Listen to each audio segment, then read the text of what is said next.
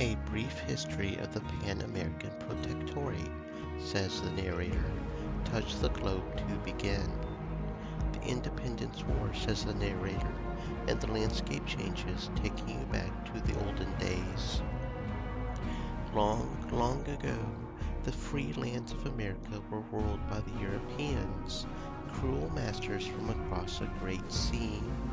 Their harsh taxes and arbitrary laws were a great burden to the peaceful colonists, much as the tyrannical ship authority once subjugated our people. As descendants would do centuries later, the colonists rose up, drove out the European overlords, and declared their independence. For the first time in Terran history, people were free to pursue happiness and live in peace in a land with no masters. World War II, says the narrator, and the world changes once again. Giant tanks crawling on its surface, airplanes buzzing like flies around you. Much later, trouble again reached out from across the ocean. Once more, Europe set their gun sights on the United States of America. Without warning, they began attacking American ships and preparing terrifying engines of war.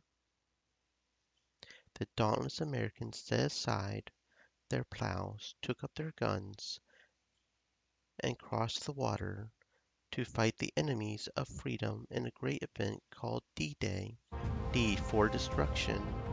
Once again, the world found peace, if only for a short time. But that war taught the state of the free a very important lesson. If you want peace, prepare for war. And through their histories, the Americans desired nothing so much as peace. The great oil conflict, says the narrator, introducing the next milestone. The cities grow bigger and taller, spreading and merging into megacities. The extractors work day and night, but it's not enough. Great were Mother Earth's gifts to all her children. Black oil, rare metals, clean water. But some of her children, the same fractious nations that seem to exist for no reason but to cause trouble, refused to share these precious resources with the greatest and wisest nations of old Earth. Once again, it fell to the stern guardians of peace and prosperity to right this wrong and ensure that no nation would be allowed to hoard Mother's bounty at the expense of others. The Unification Wars, the narrator says with pride, introducing the last hurdle the Pan-American Protectorate had to overcome on its way to greatness. Thanks to the Americans' courage and diligence, the United States prospered greatly, even as her neighbors to the north and south wallowed in poverty. For the gift of wise governing of the people, by the people, for the people, was one they refused to embrace. Then an old gray scar by the name of Monroe proclaimed it the Americans' duty to bear this burden for all the peoples of the Western Hemisphere, uniting them into a single sprawling territory, the greatest nation on Earth. But the ancient colonial powers never rested. Soon they reared their ugly serpent heads and began whispering their lies into certain welcoming ears, turning brother against brother. And once more blood ran like a river in flood. The corpses were piled as high as the hills, and smoke blackened the skies. The enemies of freedom did foolishly rejoice, for they did not understand that the tree of liberty only grows stronger when her roots are soaked in the blood of patriots and petty tyrants alike. From the ashes of these wars, a Pan-American protectorate rose like a phoenix, a burning example to men and women everywhere. Well, that was certainly a mouthful of lore there. What else have we got over here? What else have we got around here? I do believe there was another... I don't know if there's multiple memorial thingies or if each memorial gives a single one.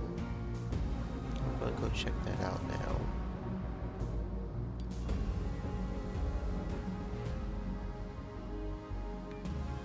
Okay, it looks like it's the bomb lady again.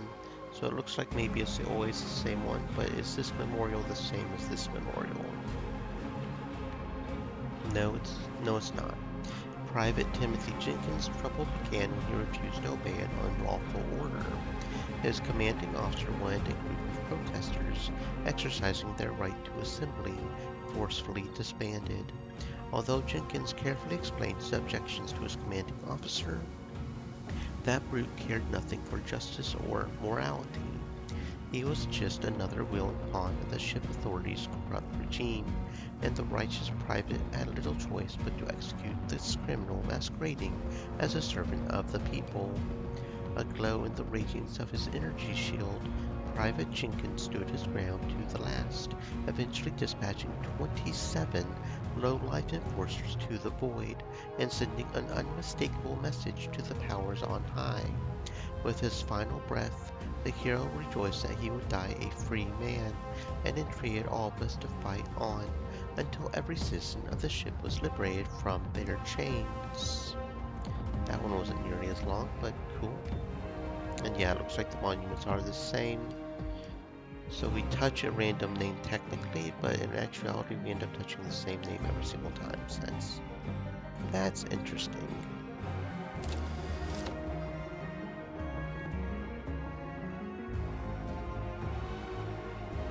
What's this? A visitor.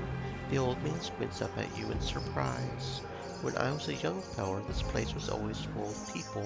Everybody wanted to hear about the heroes of the mutiny and what they did so we could be free. Now it seems everyone's too busy. I'm not busy. Tell me about these great heroes. Well, Frank Bradford's the one who struck the first blow. The old man perks up at once, warming to his story. Oh my. Big ol' raid. Hello, friends. Welcome on in. My name is Jade. I am a unicorn turtle. I might be a little slow, but we get there. And all of us have a little magic inside of us, no? A little unicorn magic, maybe? I hope you guys had fun playing whatever it was you were playing, and I hope you enjoy yourself on this stream. We're playing something called Colony Ship. Foxy Mother Lily Marianne said, I send them. Stream Elements said, look who's decided to come swimming with us. This is their channel. We're playing something called Colony Ship, and it's just a little RPG about us on a ship in the middle of space, just doing our thing to try to survive. You sent them to us, Mother Lily? Thank you for that very much. I'm not sure I'm worthy of such a thing, but thank you very much. I am glad you decided to stop by as well, if I'm being honest. Look who's decided to come swimming with us. This is their channel. https://www.twitch.tv/foxy_mother_lily_marianne. I noticed yesterday when I was starting up, I noticed today that yesterday I kind of failed you. I failed you, Mother. I failed you. I recognize that, and I greatly apologize for that. I was not paying enough attention to the redeems, and one of your redeems did not get redeemed. I greatly apologize for that. That is a failing on my part, and so I will redeem it now. Clean is supposed to be pretty much a take care of yourself redeem, so make sure to stay hydrated, friends. Make sure to stay hydrated and stretch and take care of yourselves, because everybody deserves to be properly taken care of and stay clean, just like that.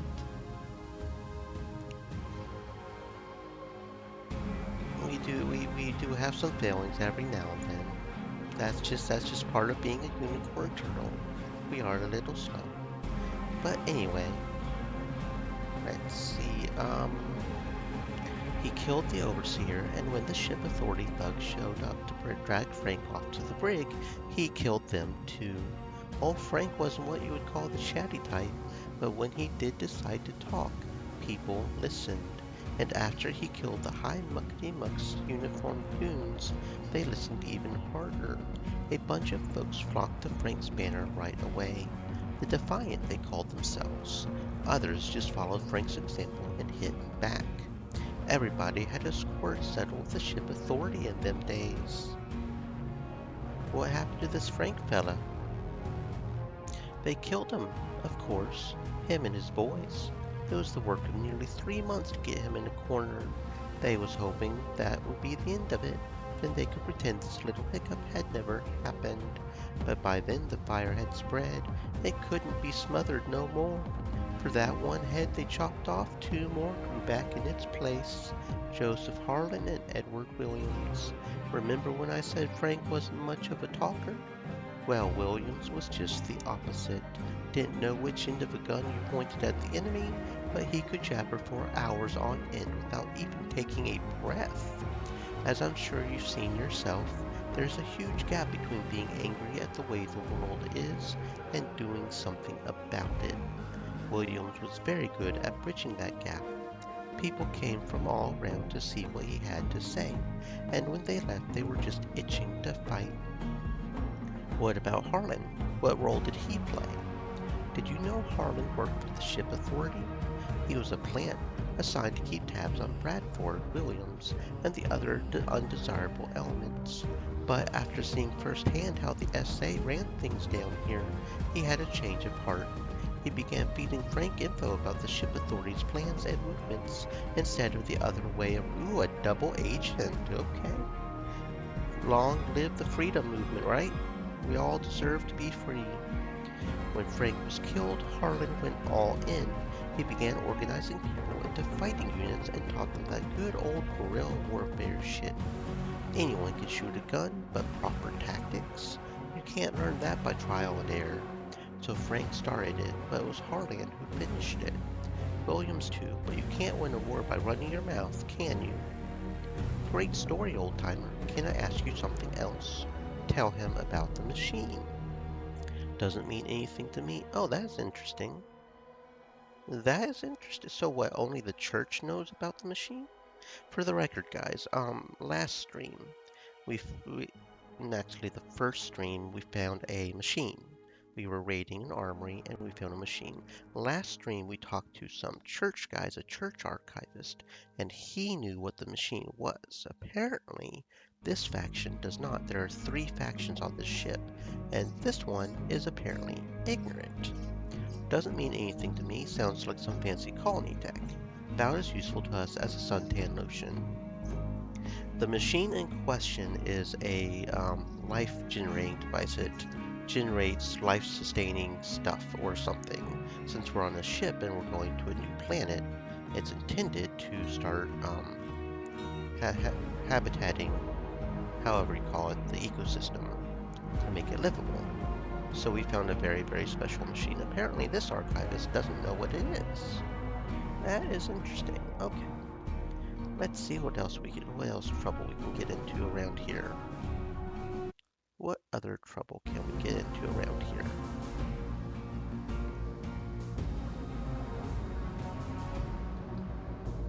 Residential decks, that could be interesting.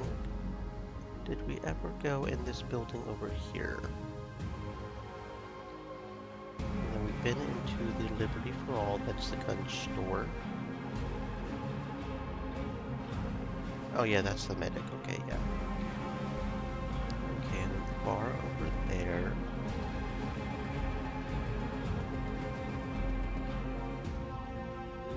I wonder what this is over here.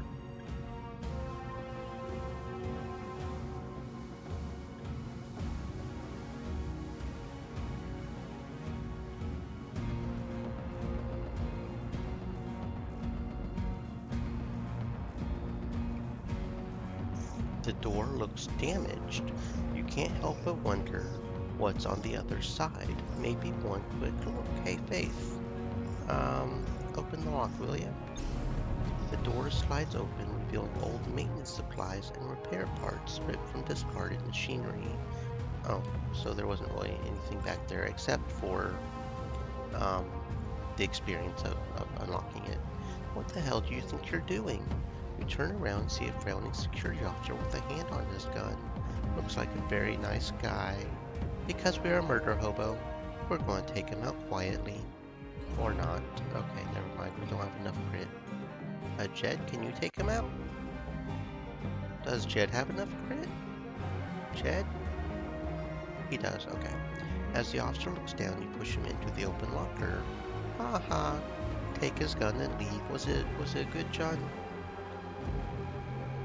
Thank you, Jed, Thank you, Jed. Let's see. As you guys can see, I'm a bit of a loot hobo, and there is no carry limit, so we just have an inventory full of shit. Ranger. This imposing weapon features a weighted and properly rifled barrel and triple locking cylinder housed in a heavy steel frame. Serious gun for serious work. Okay, damage-wise, it's the same as my Grim Reaper. It does have slightly better range and crit chance. The only thing is... Okay, so it's almost the same as the Grim Reaper. Slightly better range and crit chance, but less stagger.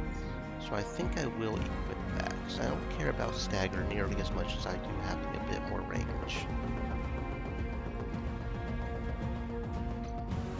That one square tile of difference can make a difference in a game like this. It really can.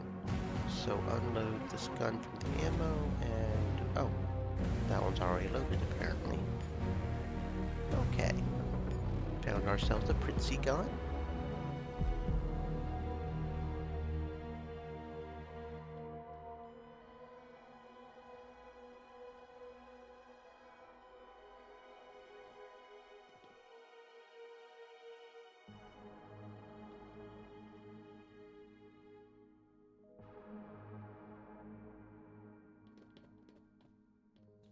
Still not very competent at sneaking, I guess. Apparently there's some maybe cameras later on in the sneaks that I keep missing somehow or something. Maybe we just keep failing the sneaks because we're wearing heavy armor. That's okay. As long as they don't try to kill us because we tried to break into somewhere, we're good. Let's try going over to the residential decks. Maybe. Or maybe we should talk to Anders first. Welcome to the Brotherhood of Liberty. The man gives you a quick look over and smiles. First time? Are you here to spin some creds or strike a blow against tyranny? Tyranny, the enemy of freedom. It comes in different guises, trying to fool you, but it wants one thing and one thing only, to subjugate and control. Unlike the Brotherhood. Exactly right, nods the man, refusing to take the bait. If not for us, you would still be suffering under the yoke of the ship authority. Question our methods if you must, but never our goals. Well, I guess I can find time to strike a blow or two against tyranny. Excellent. I'm Simon Anders, political officer. Pleased to meet you. What does a political officer do? If he has connections, enjoys a nice office and 3 hot meals a day. He rubs his hands to warm up. If he doesn't, he greets new arrivals during the day and writes reports at night. I see. So what do I have to do? Attend a meeting and make some friends. That's all. You think you can do that? What kind of meeting? I'm not really the social type. I have no points in street talking or convincing or lying. Hopefully nothing but some workers wanting to strike a blow for liberty. Not everyone can enjoy freedom, knowing it is denied to their brothers and sisters across the divide. After all, have we not promised to free the enslaved? After all, have we... Of course the leadership welcomes such unwavering devotion to our great cause, even if it doesn't flow through the right channels. But while we must hope for the best, we must be vigilant and ready for the worst, for our enemies are constantly plotting to our demise, even as we speak. They can corrupt weaker minds, make them think that white is black and black is white. Such rot can't be allowed to spread. Why me? Why not you? I look at you and see a capable man eager to prove himself. I also see a new face that won't raise any suspicions. So you have a mutiny of your own on your hands. Quite ironic, I know, but then again, anyone who remembers what life was like under the ship authority is long dead. The new generations, they don't understand the sacrifice, the struggle. They don't see the protectors for what they are, so we must constantly remind them. So if they're overzealous supporters, I leave them alone. And if they're not, then we'd like to know more about them. A lot more, starting with who their ringleaders are. You think they would tell me? If they think you're one of them? Without a doubt. Where does this meeting take place? Residential deck C, that's all I know. Take the elevator down and ask around. I'm sure someone will point you in the right direction in no time. These things aren't exactly a secret. They want to spread their message, so they'll talk to anyone who isn't flagged. Flagged? Not one of theirs. Why do you think I'm asking you to go there? I'll see what I can do. Are we working for the Brotherhood now? Asked Evans. He doesn't seem too happy about it. We're taking a closer look at the Brotherhood, that's all. He's right, says Jed, nodding at you. Let's not rush to judgment. After everything the Brotherhood's done, Evans says angrily. The Brotherhood didn't do anything the other two wouldn't have done in a heartbeat, given half a chance, and probably with quite a bit less sanctimoniousness than the Church. I would keep that in mind if I were you. Honestly, of the three factions, the Brotherhood is probably the one I like the best. The problem is when things get so chaotic and so freedom that you don't have basic protections for the common people who can't protect themselves. There's a fine line you've got to cross, a balance. Can I see your requisition? Asks the guard, blocking your way. The what now? If you are assigned a personal unit, I need to see the requisition stating your deck and unit number. If you are not assigned a unit, you have no business being down there. I'm working for Political Officer Andrews. The guard quickly steps aside and snaps to attention. At ease, soldier. Okay, let's go check out the residential district. See if we can find these guys and then talk to them. I haven't seen you around here before. The man's tone makes it clear he expects an answer and is in a position to demand it. Just passing through. You're just passing through my block. He taps the metal badge on his jacket. If anything untoward happens, I'm responsible. They, pointing up, will hold me accountable, and therefore I am holding you accountable. For taking a stroll through this lovely neighborhood.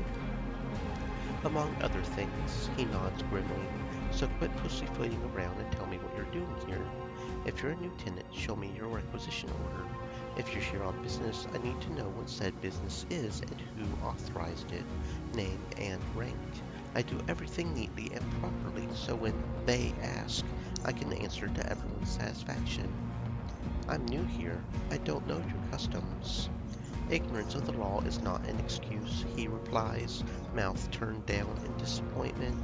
I'm Representative Travis, elected to speak and answer for the free people of Block 17. Sounds like an important job. What does the position entail? A constant headache, that's what it entails. You would think keeping some folks in mind wouldn't be such a chore, but there's always a few who just have to stir things up. How does the saying go? One rotten fish spoils the whole barrel. Or was it a potato? You know what I mean. Yeah, keeping free people in line can be challenging. You said it, brother. How many times do you think I've told Watt layoff for selling surplus in tabs? If word gets out, it'll come down on all our heads. But does he listen? He morosely shakes his head. Want me to talk to this Watley fellow for you? Why is it such a big deal selling in tabs anyway? Other than unlicensed commerce being against the law, in tabs are supposed to be free, provided by the ship for all citizens. They're a fundamental human right. Of course, they're getting smaller and less nutritious, but that kind of problem is outside the scope of my duties. Not only is that dumb bastard undermining the natural order, he must be stealing them from somewhere, which is a whole other crime. We'll take a look at that too, apparently. Okay. I will see what I can do, friend.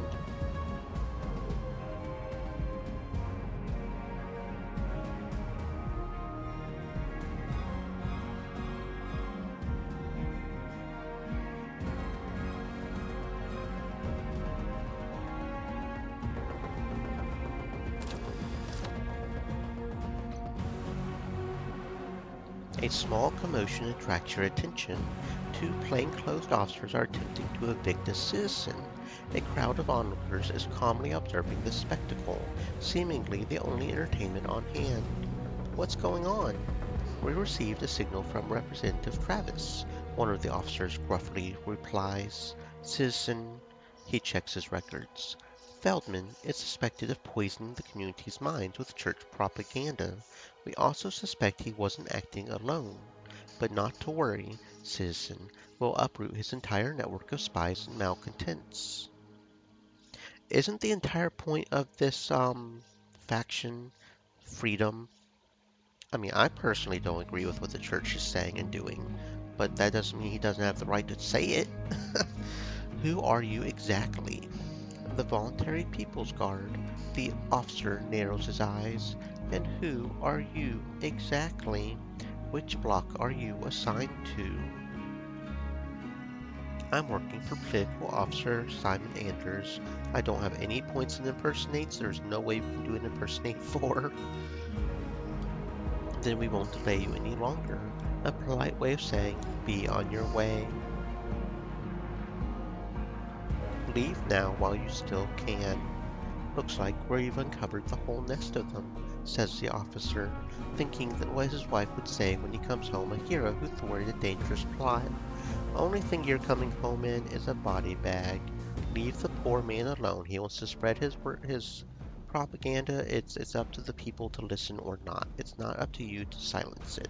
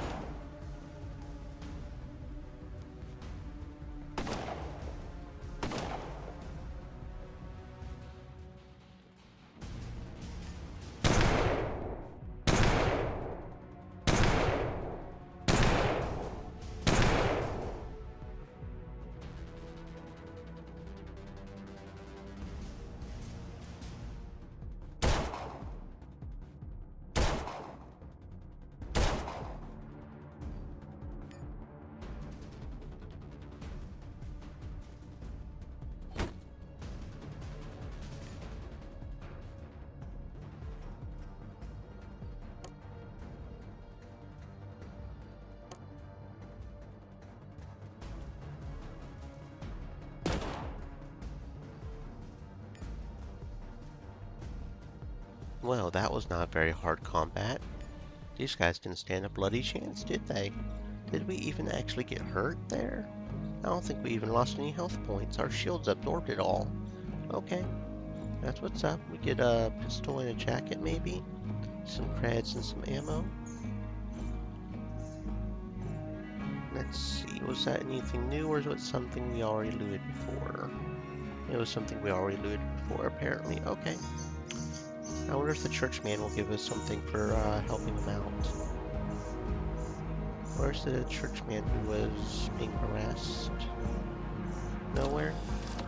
I guess he doesn't know how to stick around and say thank you. Oh well.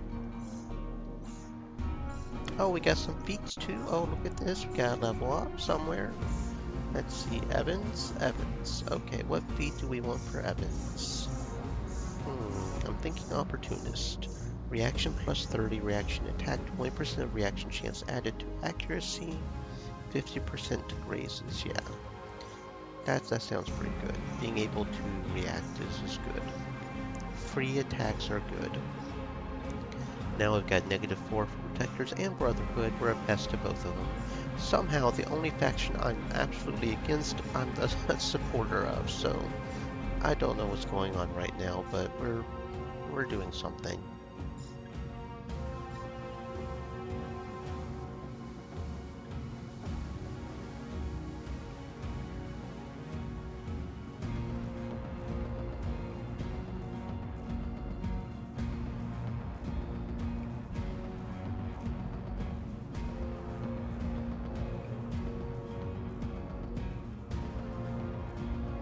A woman swipes her card and the dispenser spits out an end tab, a small brown bar full of vitamins, minerals, enzymes, and everything else your body needs.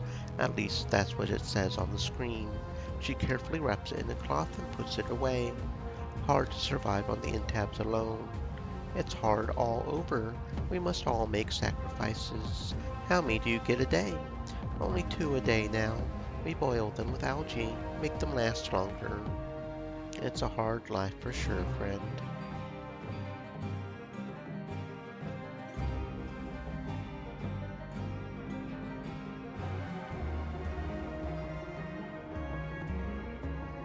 An old man is sitting on a crate soaking an end tab in a bowl of hot water. Beautiful day, ain't it? Can you smell that? He asks, filling his lungs. A bright smile adds another crease to his heavily lined face. They changed the air filters just this morning. I wonder if the air in Proxima is going to taste that sweet. Oh, and it is the half hour, so we've got to refresh this over here. Give me a second. No, okay. Anyway, you think we're going to reach Proxima? Not a doubt in my mind. This ship's one tough old bird. Maybe it's taken a bit longer than we thought, but there's no hurry. We've got business to take care of first. What business is that, old-timer? We gotta finish what we started and free every single person aboard. I mean everyone, even the mutants. Aren't they free already? They seem to manage their own affairs just fine. You think so? Them ugly bastards are shackled just as surely as a chain gang. But we're going to change all that, you'll see. Sounds like you were born into the Brotherhood. That's right, he nods vigorously. I was born free and I'll die free, unlike them grown from the mission. Some folks are just too pig-headed to see what's right in front of them, I guess. So is this what freedom looks like? Damn straight. But I know what you're saying. No need to get clever about it. This here is what you call a temporary measure, on account of us being hemmed in by enemies on all sides.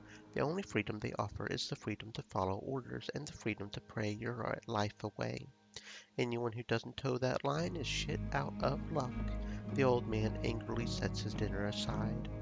Isn't the mission the reason we're all here? Is it? He shakes his head at your foolishness. The mission's just some made-up abstraction to keep folks under their thumb. You see any mission round here? Can you pick it up? Can you eat it?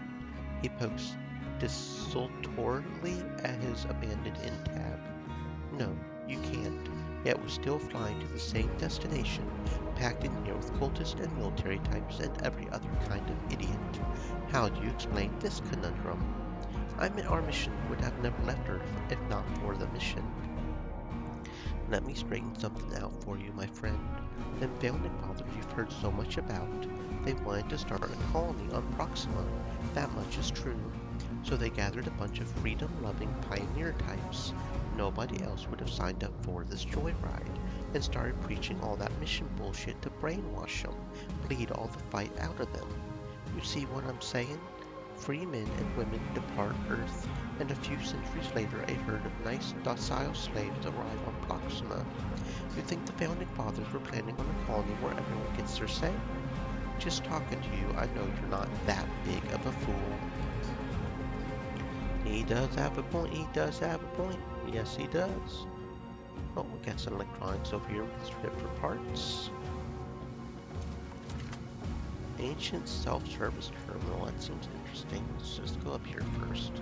Oh, Tranquil Terrace. Ooh, steal a damaged implant. Don't mind if I do.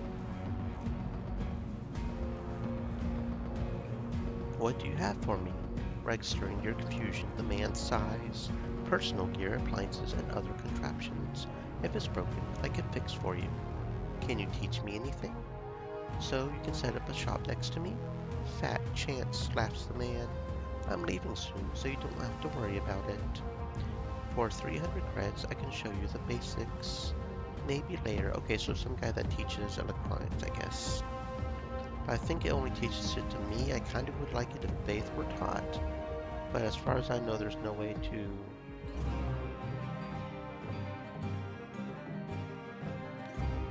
Okay, yeah, okay, here we go. So yeah, I will teach Faith because she's our skill monkey.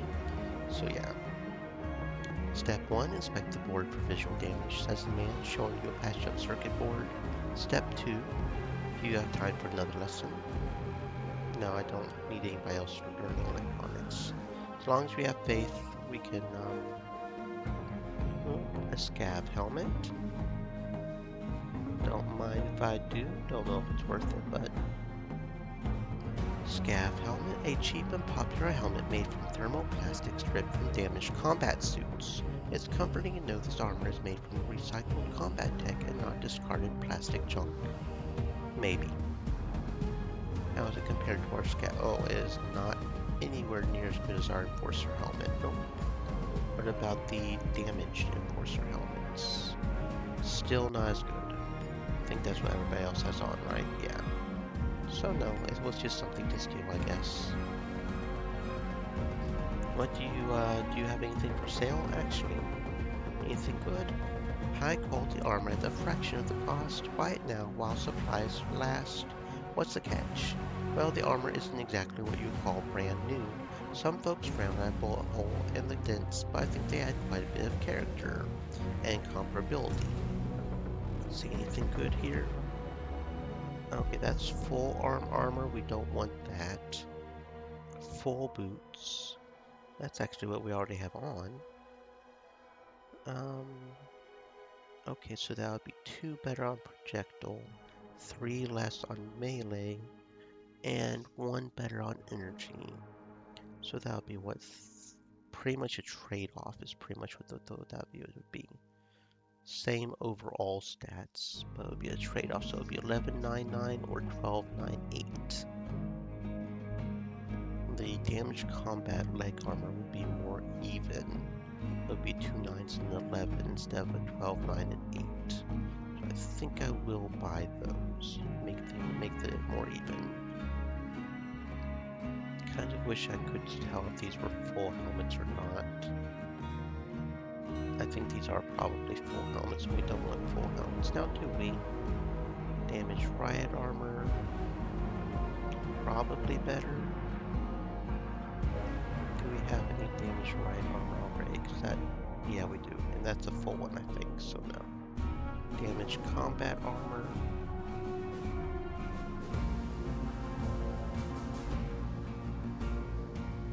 We don't have that. That does look pretty nice, unless of course it takes our jacket off. But we'll go ahead and buy it because we can. Okay, so we definitely want the boots. If the armor doesn't take off our jacket, and it does, so no, we don't want that. We do want the boots. It's got about the same stats, it's just more even. You have damaged riot, so you've got the damaged riot as well. You've got trooper. So we'll go ahead and switch that out. Give you a little bit more armor. And we've got welding boots, so we'll give you actually, let's go ahead and buy the other damaged leg armor as well. That should be better, right? So that everybody has that. Damaged riot leg armor. Yeah. That's good. So the trooper leg armor isn't necessary. Okay. Got ourselves some better boots. Very good. And where did we go? We managed to move around too much. Okay. So that, ooh, it's a sneaky sneak. Can we sneak something good? Let's see. Faith. Let's see, sneak over here. 52 credits. Very nice.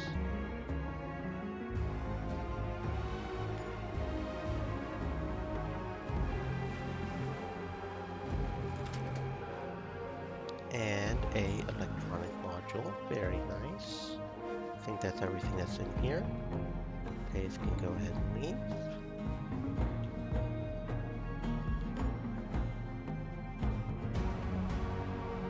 Honestly, we can start combat, I guess. Does that mean we fight somebody here or something?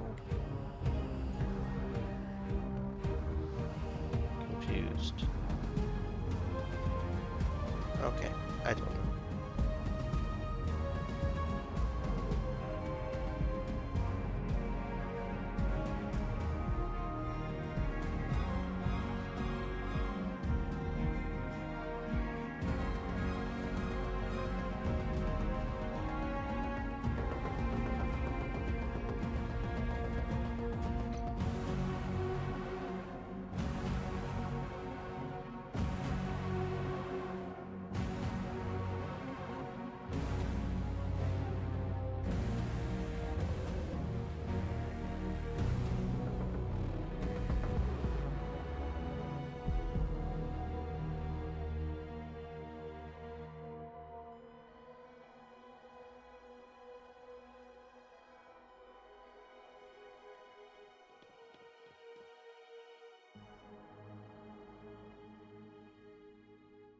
What do you want? Asked a greasy-haired man, glancing around nervously. To talk to you about end tabs. I don't know anything about it, Watley says, trying to close the door. We don't have to impersonate, so we'll just threaten the fool. I can shoot you to refresh your memory if that's what you prefer. No, no, Watley says quickly. End tabs, yes. I sold a couple of extra tabs, but that's not against the law. Are you a lawyer, Watley? What? No, I'm not a lawyer, but then spare me your thoughts on the legal side of it. Do you know why selling end tabs is not a good idea? Because they belong to the people. Because you're cutting into our profits. What, you've never heard of the black market? I did, but I thought that. I don't care what you think, Watley. You owe us, and I'm here to collect. Unfortunately, you owe nothing but a pair of kidneys. I didn't do anything wrong, Watley says stubbornly. Don't make me come back, Watley.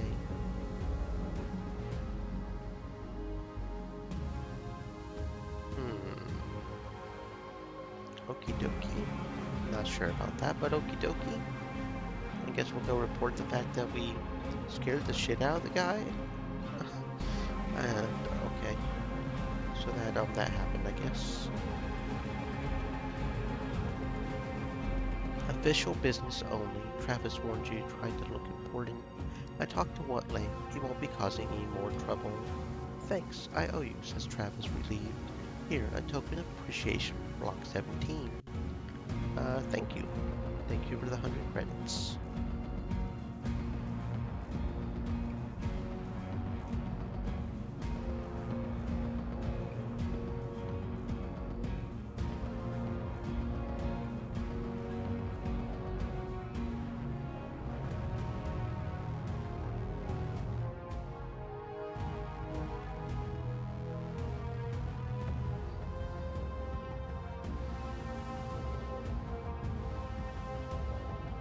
Several soldiers are taking a break, warming themselves with instant soup, a flavorless mix of the daily dose of vitamins, amphetamines, and antidepressants. What do we have here? Asked the sergeant, turning around. Just passing through, officer. Why is he talking funny? Asked one of the soldiers. That's how they talk in the pit, 'cause they don't know any better, explains another soldier. What the hell's a cargo rat doing here? Asked the first soldier. That's a damn good question, says the sergeant, giving you a hard look. You a spy, boy? None of your business. Definitely a spy, says the sergeant. You made a big mistake coming here, cargo rat. No, you made a big mistake trying to fuck with me, boy. Gonna put you in a body bag now.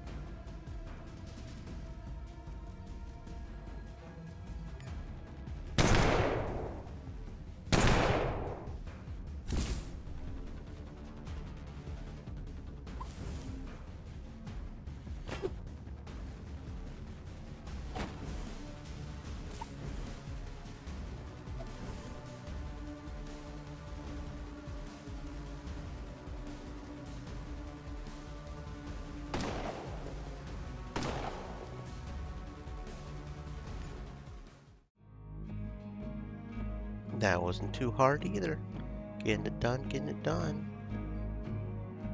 Oh yeah, and I just realized something that I probably should turn off just to make sure we had the fully healed potter here because of the one thing.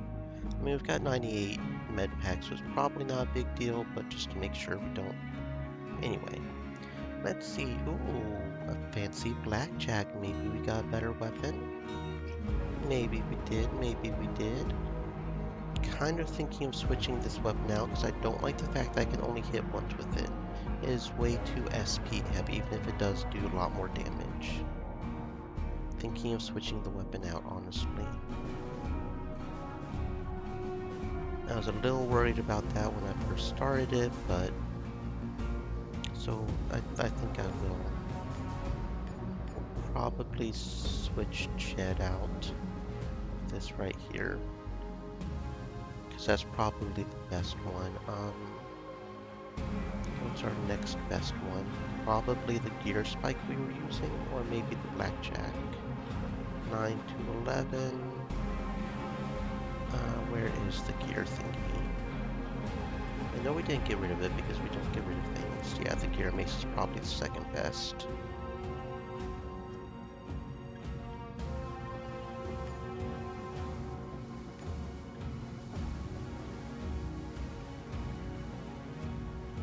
Okay, let's see. Yeah, I think that's the second best because Energizer plus that requires ammo, which we don't really like. It's a dagger. That's the gear mace. Blackjack, yeah, it's not as good as the gear mace. Neither is the claw hammer.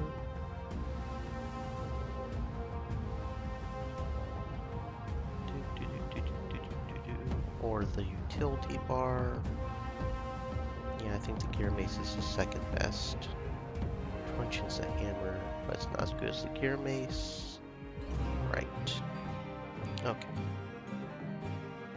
And then, of course, the war club is better, but we're going to put that in Uriel because I'm kind of getting tired of only being able to hit once with the sledgehammer.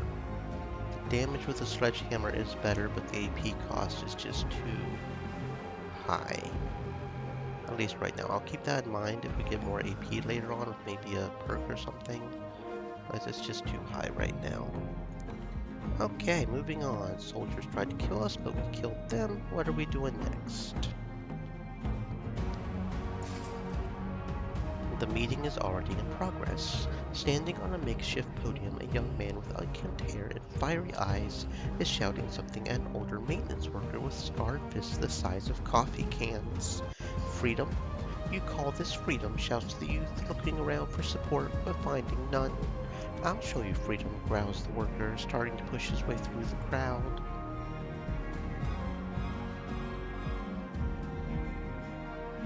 I would like to hear what the kid has to say. Emboldened, the kid straightens up and runs his hand through his greasy hair. He looks at the maintenance worker, refusing to be intimidated. You're free to work down at my maintenance for a few credits a day. Free to die fighting some poor bastard in another war. Free to wish you were never born on this fucking ship. Is this what our forefathers fought the ship authority for? We're surrounded by enemies on all sides, says another man. What choice do we have but to support the war effort? It's our duty, nods the maintenance worker. Our enemies, he points his finger at the podium, want us to give up. I say we send them a message right now. Shut the fuck up. Nobody cares what you think. Oh yeah, the worker turns around, his drunken eyes zeroing in on you. Never seen you around before? Never seen you down in the maintenance either. Why is that, I wonder? He asks loudly, drumming up support. As if on cue, anyone not looking for a fight disappears. The speaker dives under the podium, so the floor is all yours. And because we're murder hobos, of course we have to start a fight.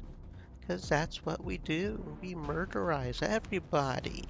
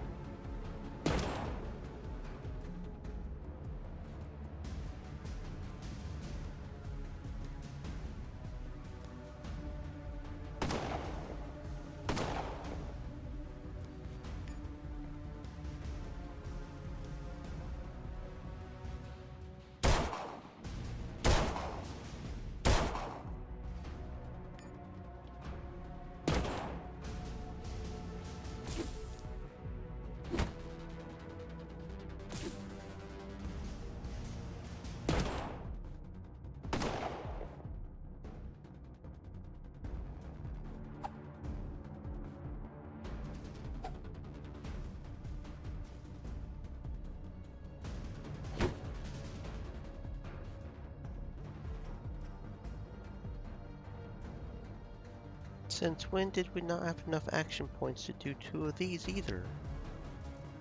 Are we over encumbered or something? We don't have an encumberment, right? Maybe something to do with the armor, because there is an armor penalty? Maybe we should switch back to the other one.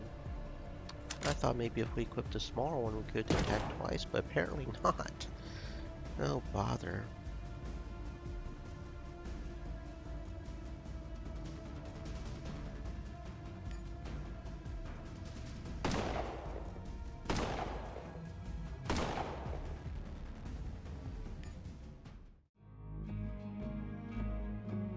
Thanks, friend, says the youth, jumping down from the platform.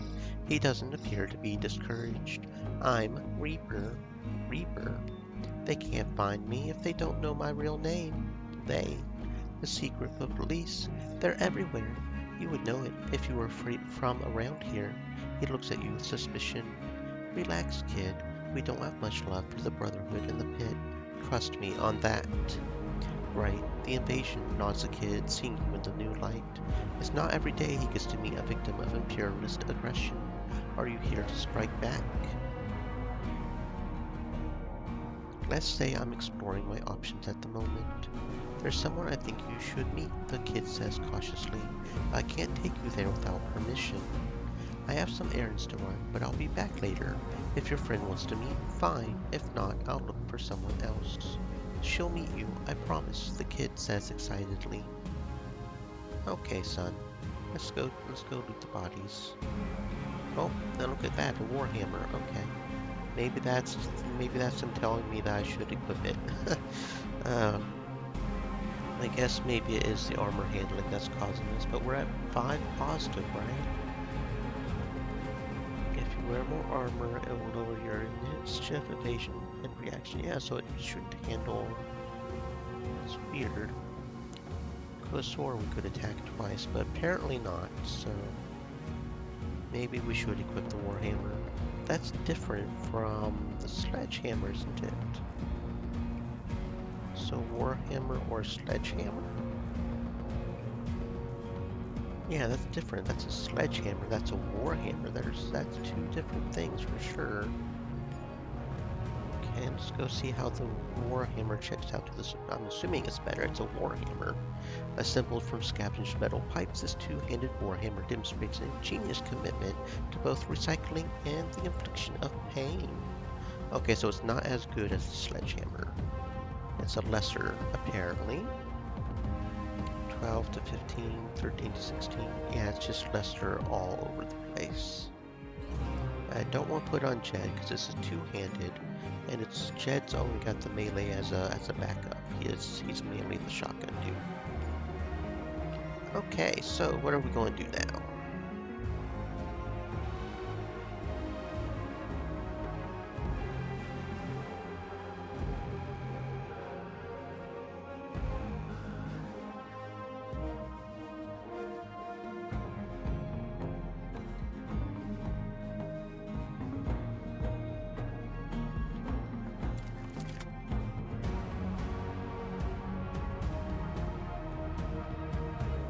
An ancient self-service terminal.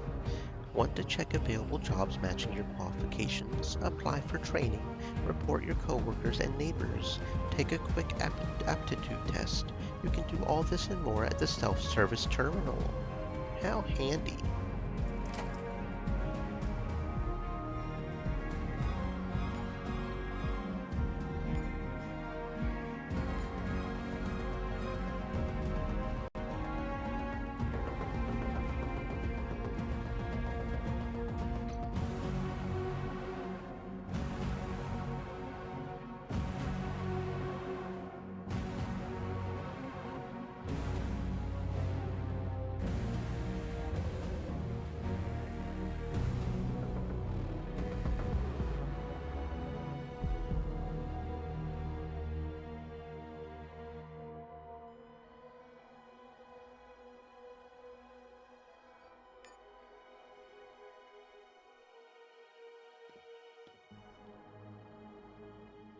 The word on the deck is that several guardsmen ended up dead while performing their duty.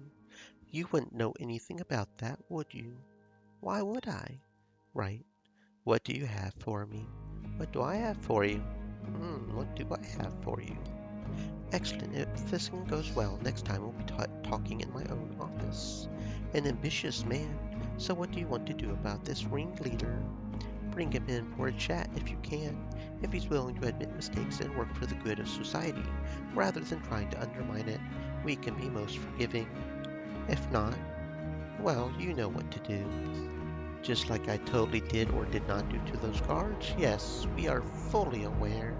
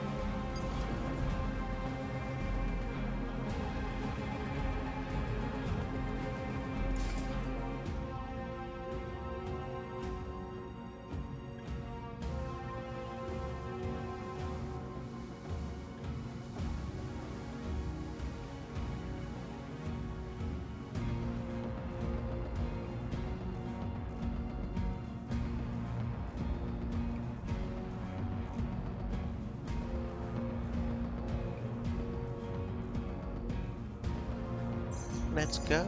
They're all waiting, says Reaper, glancing around nervously. Something is wrong here. Maybe you should have another chat with Reaper just in case. You coming or not? Asks Reaper. Anything you want to tell me before things get ugly? She knows who you are, says Reaper, suddenly pale. Someone saw you talking to that pig Anders. Don't worry, I'll tell her you never showed up. How much firepower does she have? A few friends. And a turret, he adds reluctantly.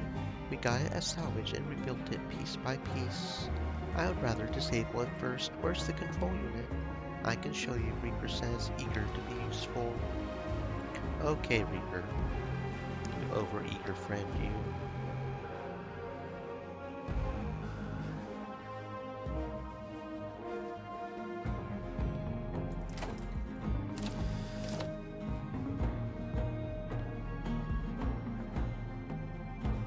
What do we have here? An old generator powering up the turret in the other room, and a computer terminal rebuilt from spare parts.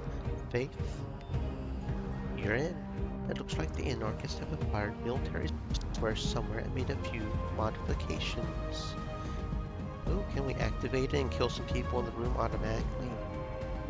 Faith, activate the turret, please.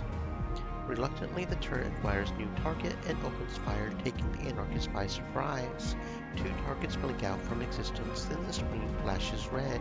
Remote override. Let's go in and say hello. Kill him, yells Storm. Though she's young, early 20s you would guess, her eyes burn with righteous fury and anger. That's what you get for trying to kill me, fool.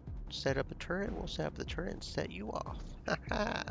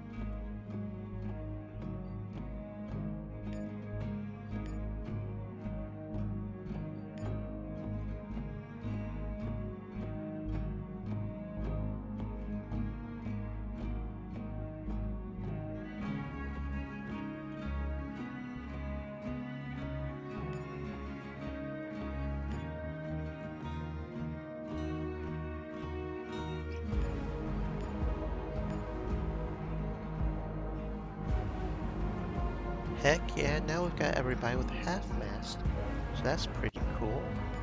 Looks like we also got a Trooper Armor Urban, which I would assume is the same armor as Trooper Armor Sand, it's just Urban instead of Sand, yeah, okay.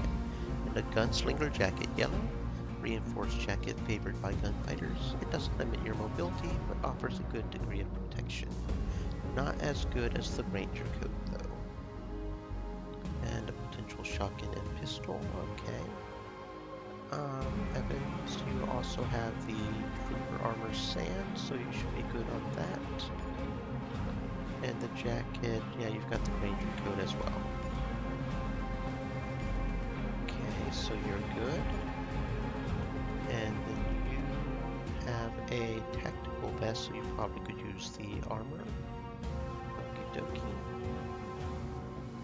And what about the jacket? No. Pistol. What about the Webley? Revolver modeled after the old Earth Webley, a gun renowned for its reliability and style. No, the damage is considerably less, so absolutely not. Jed? No, so no on the coat. What about the Scrapper? This fairly unremarkable shotgun is said to be good in the scrap, hence the name. And it does slightly less damage, 1 overall. It's not that much difference though. Costs less AP to use, has less effective range, has less ammo, so the only thing it has on it strictly is a slightly lower AP cost and grace. So no, we won't use it. Okay. Do we need to heal anybody? Looks like Evan's got fairly badly hurt. But it's not enough to consume a whole health pack, because that's 6 points short. Would add another point there, but no. You'll just have to deal with being a little hurt, Evans, because we want to maximize our health kit usage, if possible.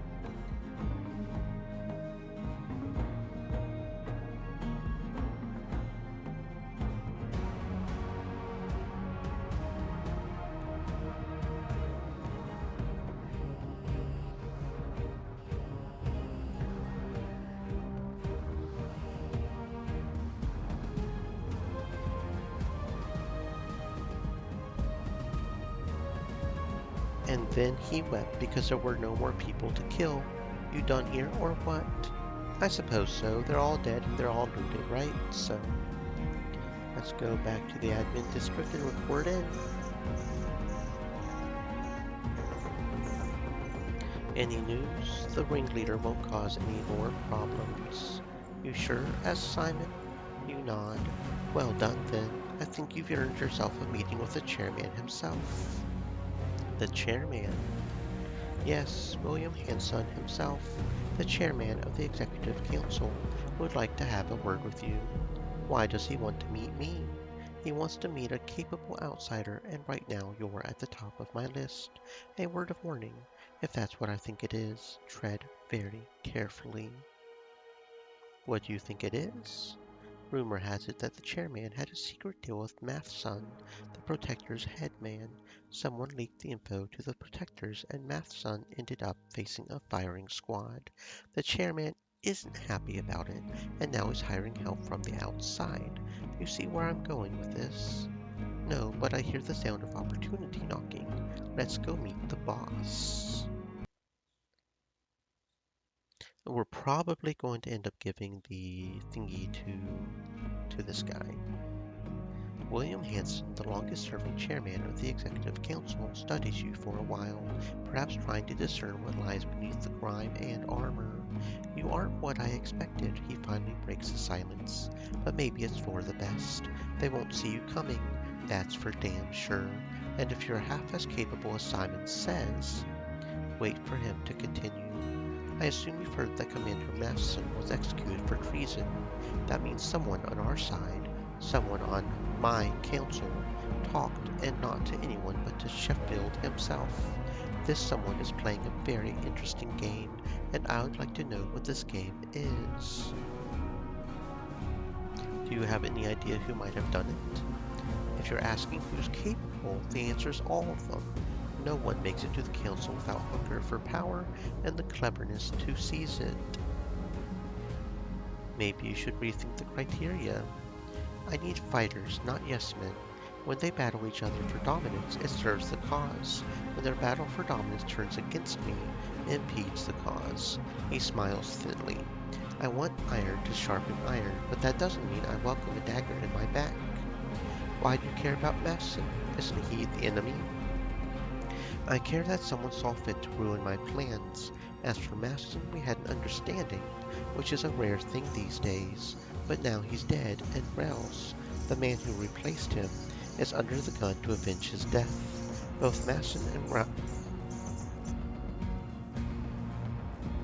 Rays are our enemies, but of a very different caliber. Who's Sheffield? He's the head of Mission Security, a fancy name for secret police. So it was his job to keep tabs on everyone. Sheffield's announcement took everyone by surprise, including his own people. It wasn't a case they weren't. It was a gift. What exactly do you want me to do? Get the info from Sheffield by any means necessary. How would I find him? Prove yourself useful to them, and sooner or later he'll want to have a chat with you. And if I'm caught, then you'll die a hero who's given his life in pursuit of liberty for all. That's fair, and I do love liberty. And I can see my computer is being a little laggy. Stream is still fine though, right? Computer, stop being weird. Please. Thank you.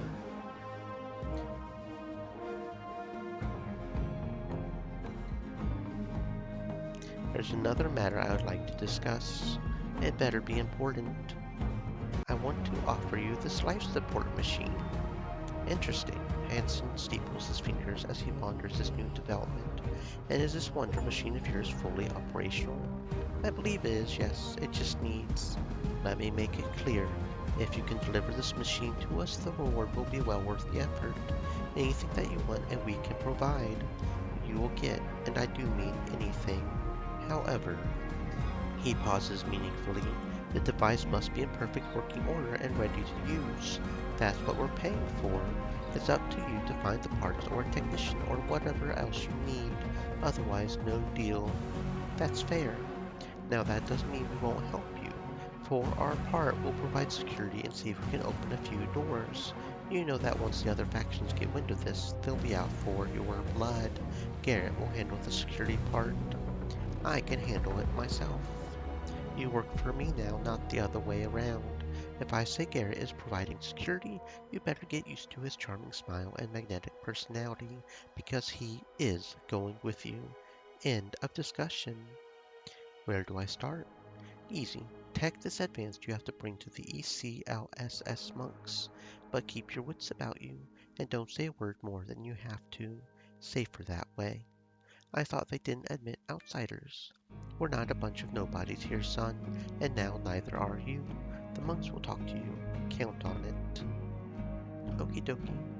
You again, says Garrett, surprised to see you. Must be my lucky day. Where to? The monks, unless you have a better idea.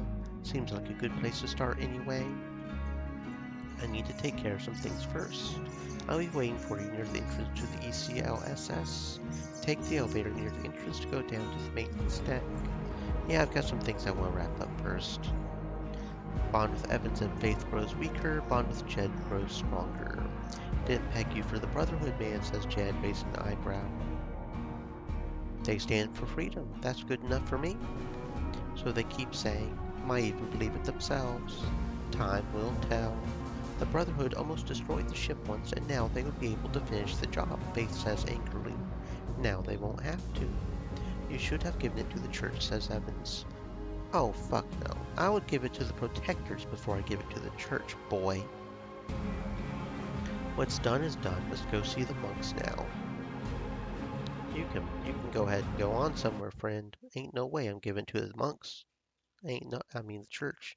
Ain't no way I'm doing that one.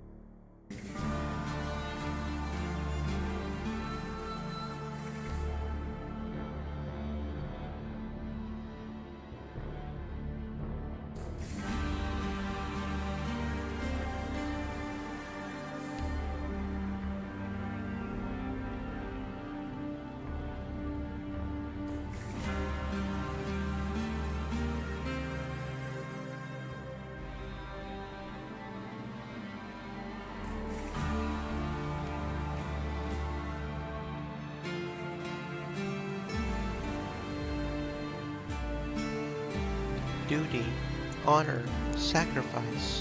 What do these words mean to you? Demands a suddenly awakened hologram, pointing at the screen on the wall. It gives you a few seconds to ponder these philosophical mysteries, then answers itself. Honor is how we stay true to ourselves. There is no better moral compass than that. Right and wrong may be shuffled like cards. Laws often change on a whim, but not honor. Honor is an eternal true north, guiding us toward moral excellence, inspiring others and strengthening their resolve. It is our shield against mutiny and discord, against a darkness no less black than the void without, a darkness that never tires in its efforts to extinguish our light. With this dire warning, the hologram raises its sword and slams it down into the floor. Duty, the hologram reverently intones, flooding you with subliminal fervor. It cannot exist without honor, for it is honor which gives duty meaning. The mutineers wish only for you to do their bidding, and they call it duty. The fanatics declare that your duty is to God, but God makes no demands on your time. The self-righteous zealots do. Only what you know to be true, a drive to act that can only be described as honorable, shall transcend your mundane needs and wants to become your sacred duty. How did we survive the horrors of the mutiny, you may ask? What gave us the strength to strike back when all seemed lost? The holographic knight raises his sword in an unmistakable show of defiance. Duty and honor, you would do well to remember that. And now we become to sacrifice. The disembodied voice has become grave, the broadcast resonating deep within you. As honor drives you to act and perform your sacred duty, duty requires you to sacrifice for the Stream sake of elements. others, for the Said, good of the mission. Stay moist, my friends. Hydrate. Our forefathers sacrificed much when they left Earth, for our great mission, undertaken willingly, demanded it. Generations of your ancestors sacrificed still more, all for the good of the mission. And now you stand before me. For the first time, the hologram looks down, fixes you with its bright and unnatural gaze. The glowing red eyes bore into you to your very core. Will you honor those who came before you and fulfill your sacred duty, no matter the cost?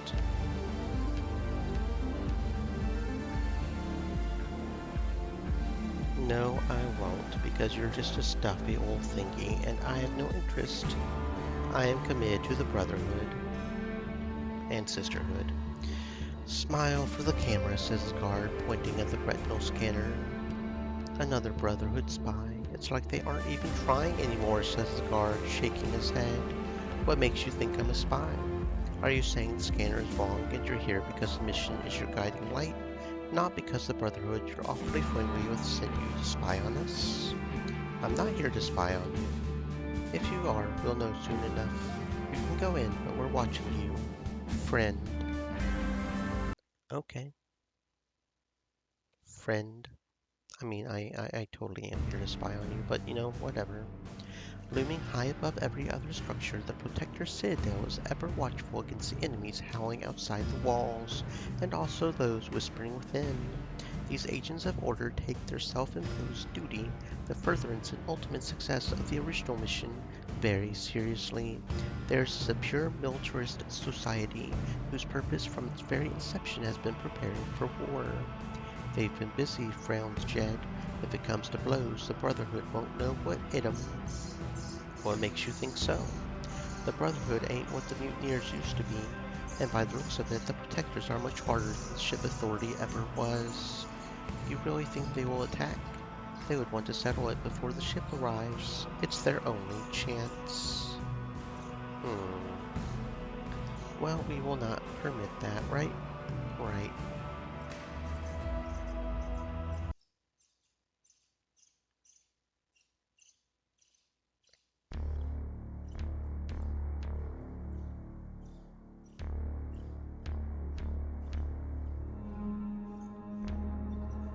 You're blocking my view. Well, I went inside the habitat. I didn't mean to leave it. Thought I was going down further, but no. Okay.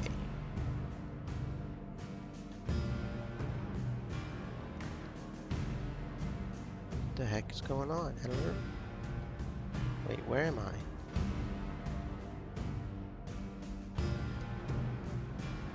Where am I?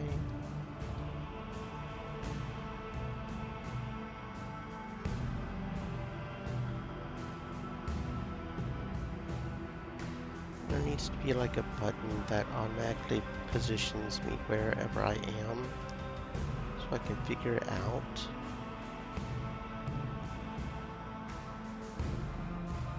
What the hell is going on right now? There we go. Okay, don't know. Apparently we glitched a little bit or something, I guess. I don't know.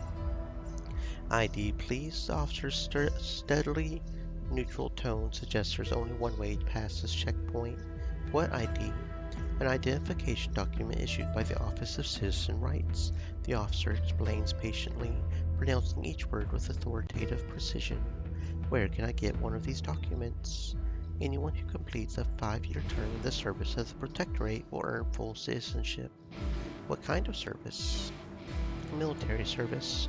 Your contract will be automatically extended in case of war, but you wouldn't want it any other way, would you, soldier? Is there any way for a non-citizen to get in? After what happened with Matheson, I think it's going to be a very long time before non-citizens are allowed inside the Citadel again. What happened to him? What happens to any traitor? The firing squad, the Brotherhood got their claws into him. If you can believe it, the commander himself. Everyone responsible will be purged, but how could it have happened in the first place? He shakes his head, clearly troubled by the implications. The wheels of justice are spinning fast here. If we know he's guilty, why waste time? How do you know Matheson was turned? The executive committee made the announcement the day after he disappeared. Now everyone's looking for the Brotherhood spy he was collaborating with. Well, everyone not currently under interrogation. But we'll get that low-down son of a bitch sooner or later. That's a promise. Maybe I can help with that. What, you? You think there's something you can do that we can't? Well, I don't wear a Protectorate uniform everywhere I go. I would call that a plus. You make a strong point, citizen. Listen, if you can find that spy, you get a pass. I could even put in a good word, see if we can get your papers expedited. That works for you? Sounds fair to me. Who am I working with anyway? My name's John Buford, Officer Buford to you. Now about that spy. We know he's still in the vicinity, which must mean he's gone way down. If he's not a complete idiot, he's trying to get out, but our scanners have all the usual routes covered. Discover who's smuggling people in and out. There has to be someone, and you'll get our man. What can you tell me about him? Do you know what he looks like, or his name at least? I'm assigned to gate duty. How much intel do you think I get out here? All I can tell you is if you want inside, that miserable traitor is your ticket. Okay, I'll see what I can do, I reckon.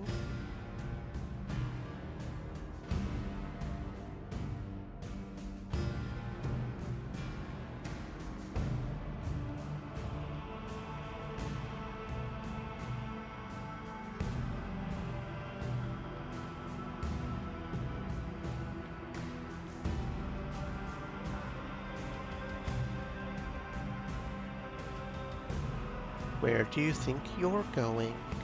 Buford sent me on a mission of great importance. Exploring. I'd like to see more of the ship before I die. Well, it's not a fucking museum, so go explore something else.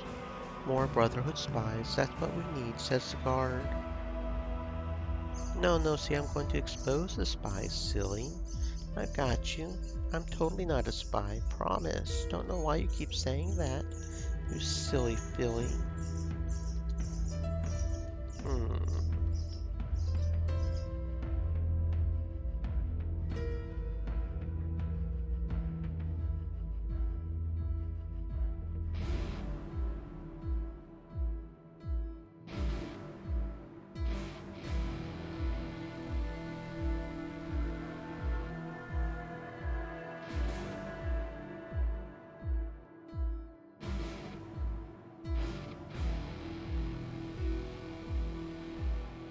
A trio of maintenance workers are sitting on the deck with a jug of home-brewed rotgut, which they occasionally pass around. You knew? One of them asks, squinting up at you. Welcome to the neighborhood. What's it like living here?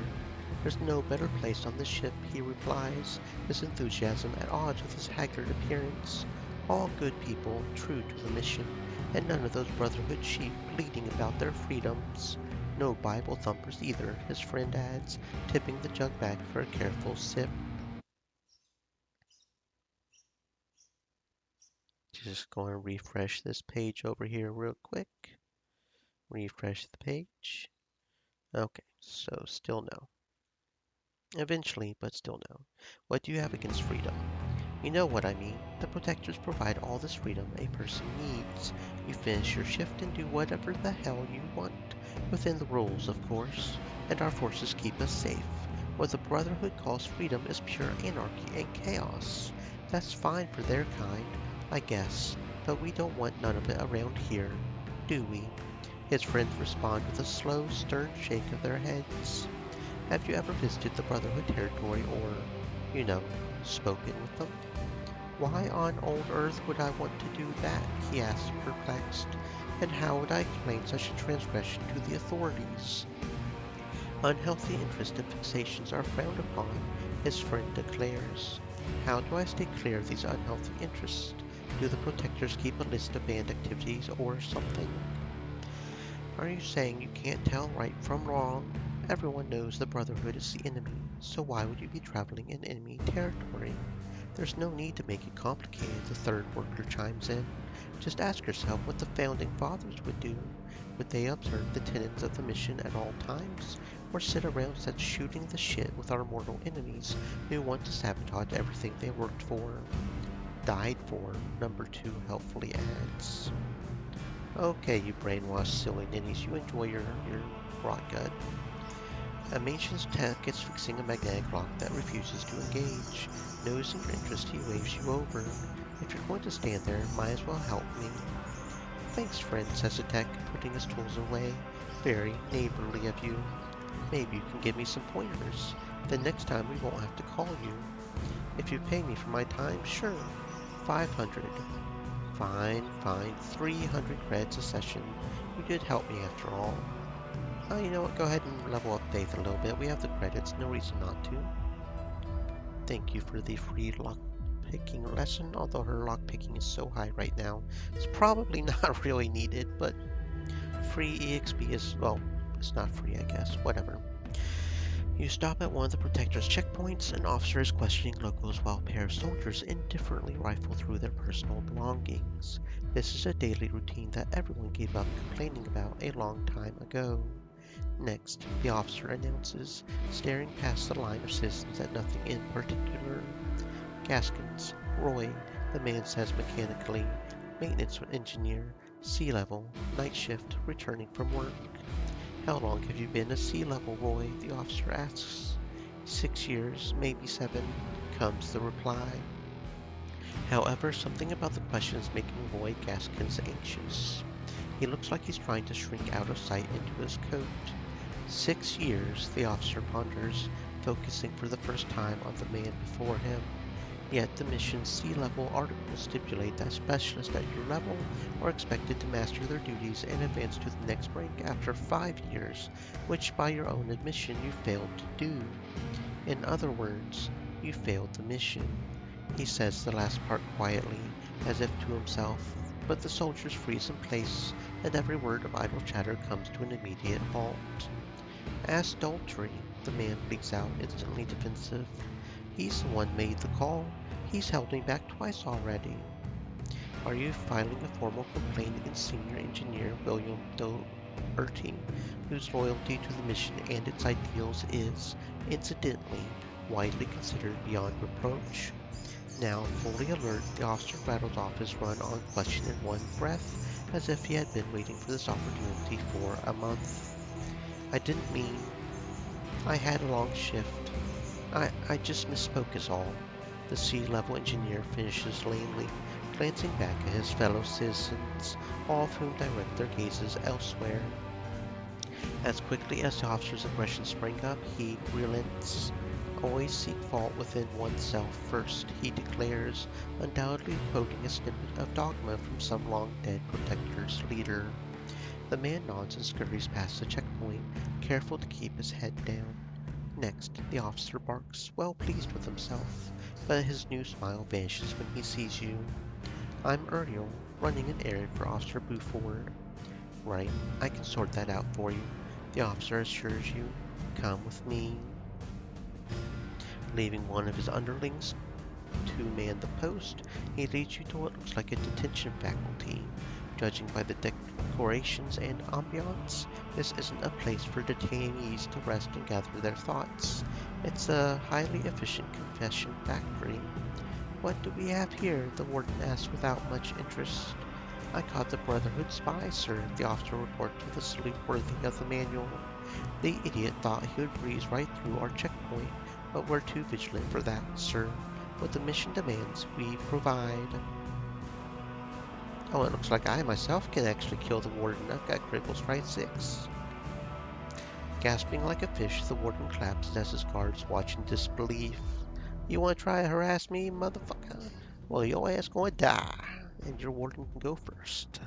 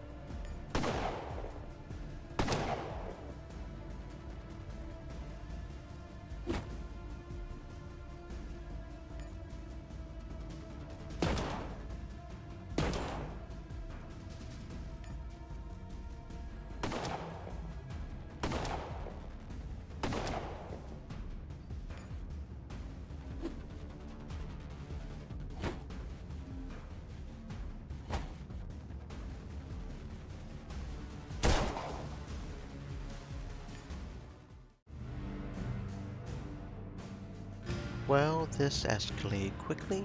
You can't leave the way you came in, so look for another way out of this mess.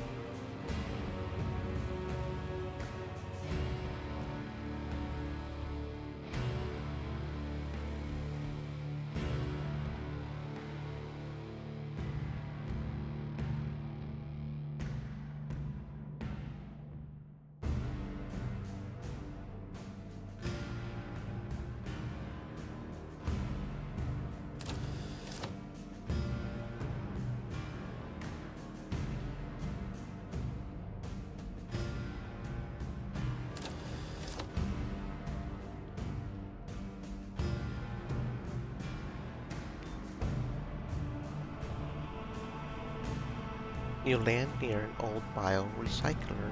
Two workers sitting nearby jump to their feet, surprised by your sudden appearance. Shouldn't you be dead? Asks the older man, scratching his head. I don't think so. Should I? They drop down the bodies. We feed them to a recycler. That's the job.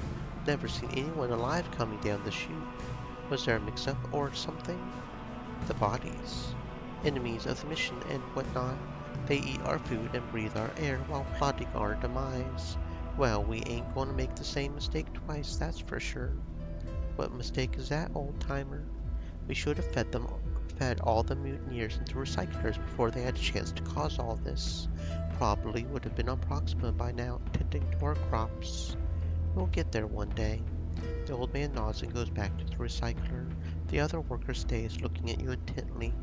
You killed them all, didn't you? He lowers his voice to a whisper, glancing over his shoulder. They didn't give me a choice. Fucking bastards. They took my uncle in for questioning and sent him down 2 days later. Wait, you must be looking for your friend. What friend? You can trust me, the man says eagerly. He's in the storage room not far from here. I gave him my end tabs and some water. He gives you a key card. Oh, thank you. Thank you, friend.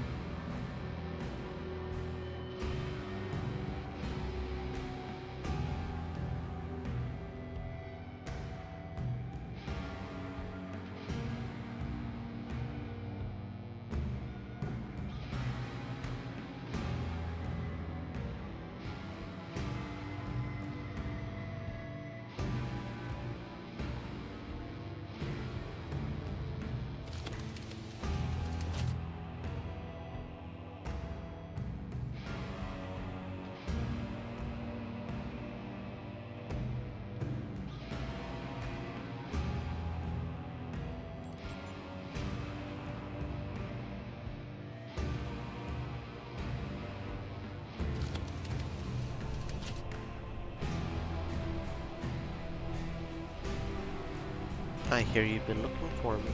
A silhouette separates itself from the shadows. You can see it's a man, and that's all you can see. What happened between you and Matheson? He thought it was time to bury the hatchet between the Protectors and the Brotherhood. The Executive Committee buried him instead. Do you expect me to believe that the commander of the Protectors' military wanted to negotiate with the enemy? I don't care what you believe. If you don't like the truth, you can always go back to their propaganda broadcasts. The Executive Council says Matheson was working for the Brotherhood. If they admit that Matheson wanted peace, people would start asking questions. No one in authority likes questions. If the Executive Council is that powerful, why would Matheson risk his life talking to the Brotherhood? You would have to ask him that. I'm just a messenger, not his confidant. Now let me ask you something. Are you here to kill me or help me escape? Sorry, friend.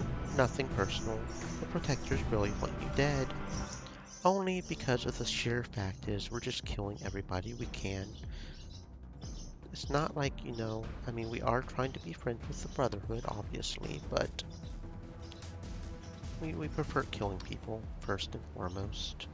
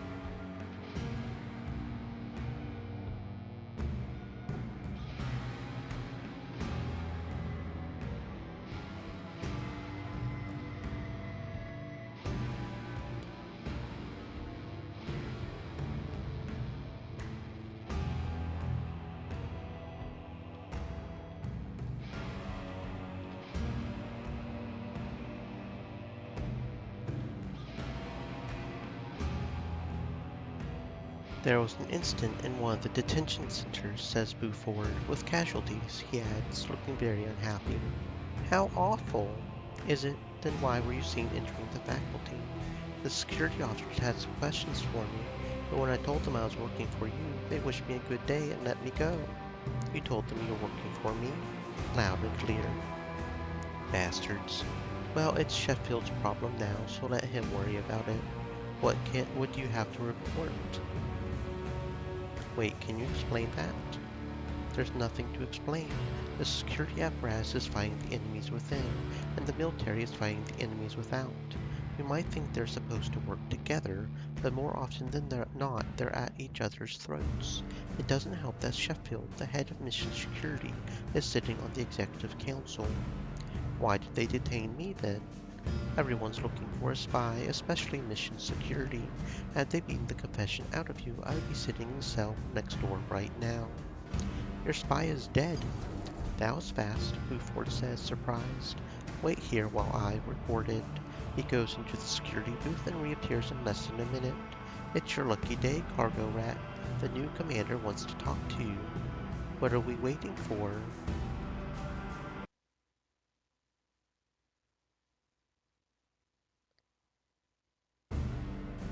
Newly promoted Commander Silas Reyes is hunched down, deep into his work, as if the weight of the entire ship rested on his shoulders. The spy dead? He asked dully, without raising his head. This is just another problem to cross off the list, another victory to report to the Executive Committee. Yes, Commander. Did he say anything? He didn't have a chance. Silas nods his agreement. In his world, that's exactly how spies should be dealt with. A quick and efficient execution. The mission above all. Is there anything else I can do?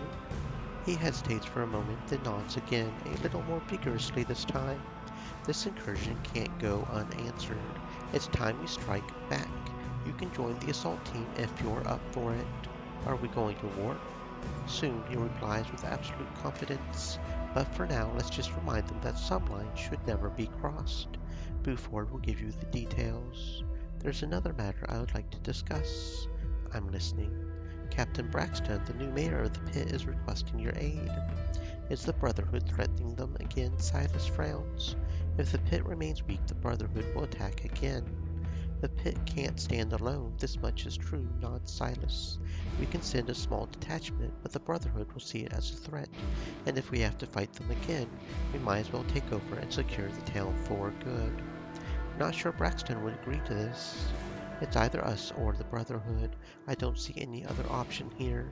The difference is that we'll come in as partners, whereas the Brotherhood as occupiers. I'll let Braxton know. Was there anything else? No. No, there was not.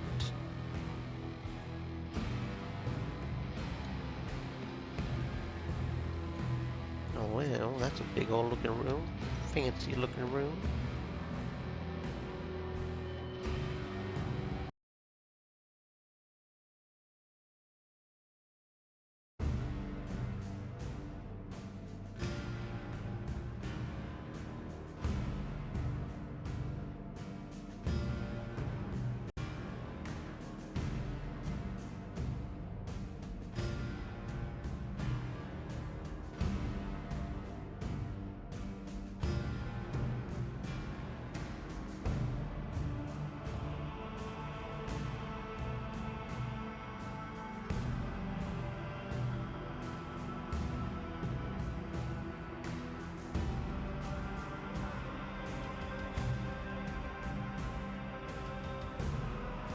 Two guards appear out of nowhere with practiced ease. Sheffield wants to see you. Who's Sheffield? The man who wants to see you, says the guard. This man you don't say no to. Not if you want to live a long and happy life. Lead the way. You must be Commander Reyes' new friend, smiles Sheffield, the Protector's head of security. And since his friends are our friends, I took the liberty of arranging this little meeting. I hope you don't mind. How may I be of service? An admirable attitude. After all, what could be more noble than serving the mission? The very reason we're all here. and since I safeguard the mission, serving me is to serve the mission. I assume you're aware of what happened to Commander Matheson? I've heard some rumors. Then you can imagine my surprise when I was informed that newly appointed Commander Race met with a man who's just arrived from the Brotherhood. What's more disturbing is that this agent, let's call a spade, had a private meeting with Chairman Hanson himself. Now, I'll be the first to admit that I underestimated that old goat. First, he recruits the commander of the mission, then he leaks the info as if this grand victory means nothing to him. Well played. But going after another commander? That's going too far, don't you think? We'll respond, of course. Knock a few pieces off his board, see how he likes it, but is this what he really wants? You got it all wrong. The pit sent me to establish diplomatic relations with the Habitat. You want me to believe the pit sent an envoy to the Brotherhood after they attacked you? Try a little harder. Keep your friends close and your enemies closer. If the Brotherhood close, and they will swallow you whole before you can blink. If the pit's looking for a friend, all you have to do is ask. I'm sure you know that by now. What form would this friendship take? The only way to keep the pit safe is to absorb it, of course. None would dare to attack you then. I'll pass on the message. I won't delay you any further. Sheffield smiles politely. Hanson didn't leak the info. Interesting, says Sheffield, thinking it over. So I did give Hanson too much credit after all. How disappointing. I think you should tell him. And why should I do that? Because it costs you nothing, weakens the hardliners, and puts Hanson in your debt. Do you see a downside? If this whole thing isn't what it seems, whatever game Hanson's playing, you can't win if you don't play. Too risky, but thanks for your counsel. Now, if you'll excuse me, I have work to do. This isn't how I pictured the protectors of the mission. If the ship authority was even worse, maybe the mutiny was necessary to set people free, no matter the cost.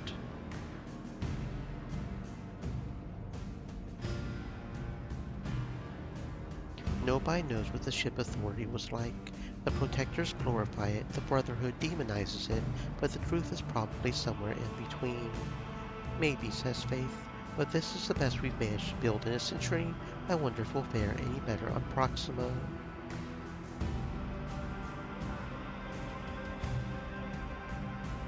It's hard to do worse, so there's no way to go from here but up. Let's get going.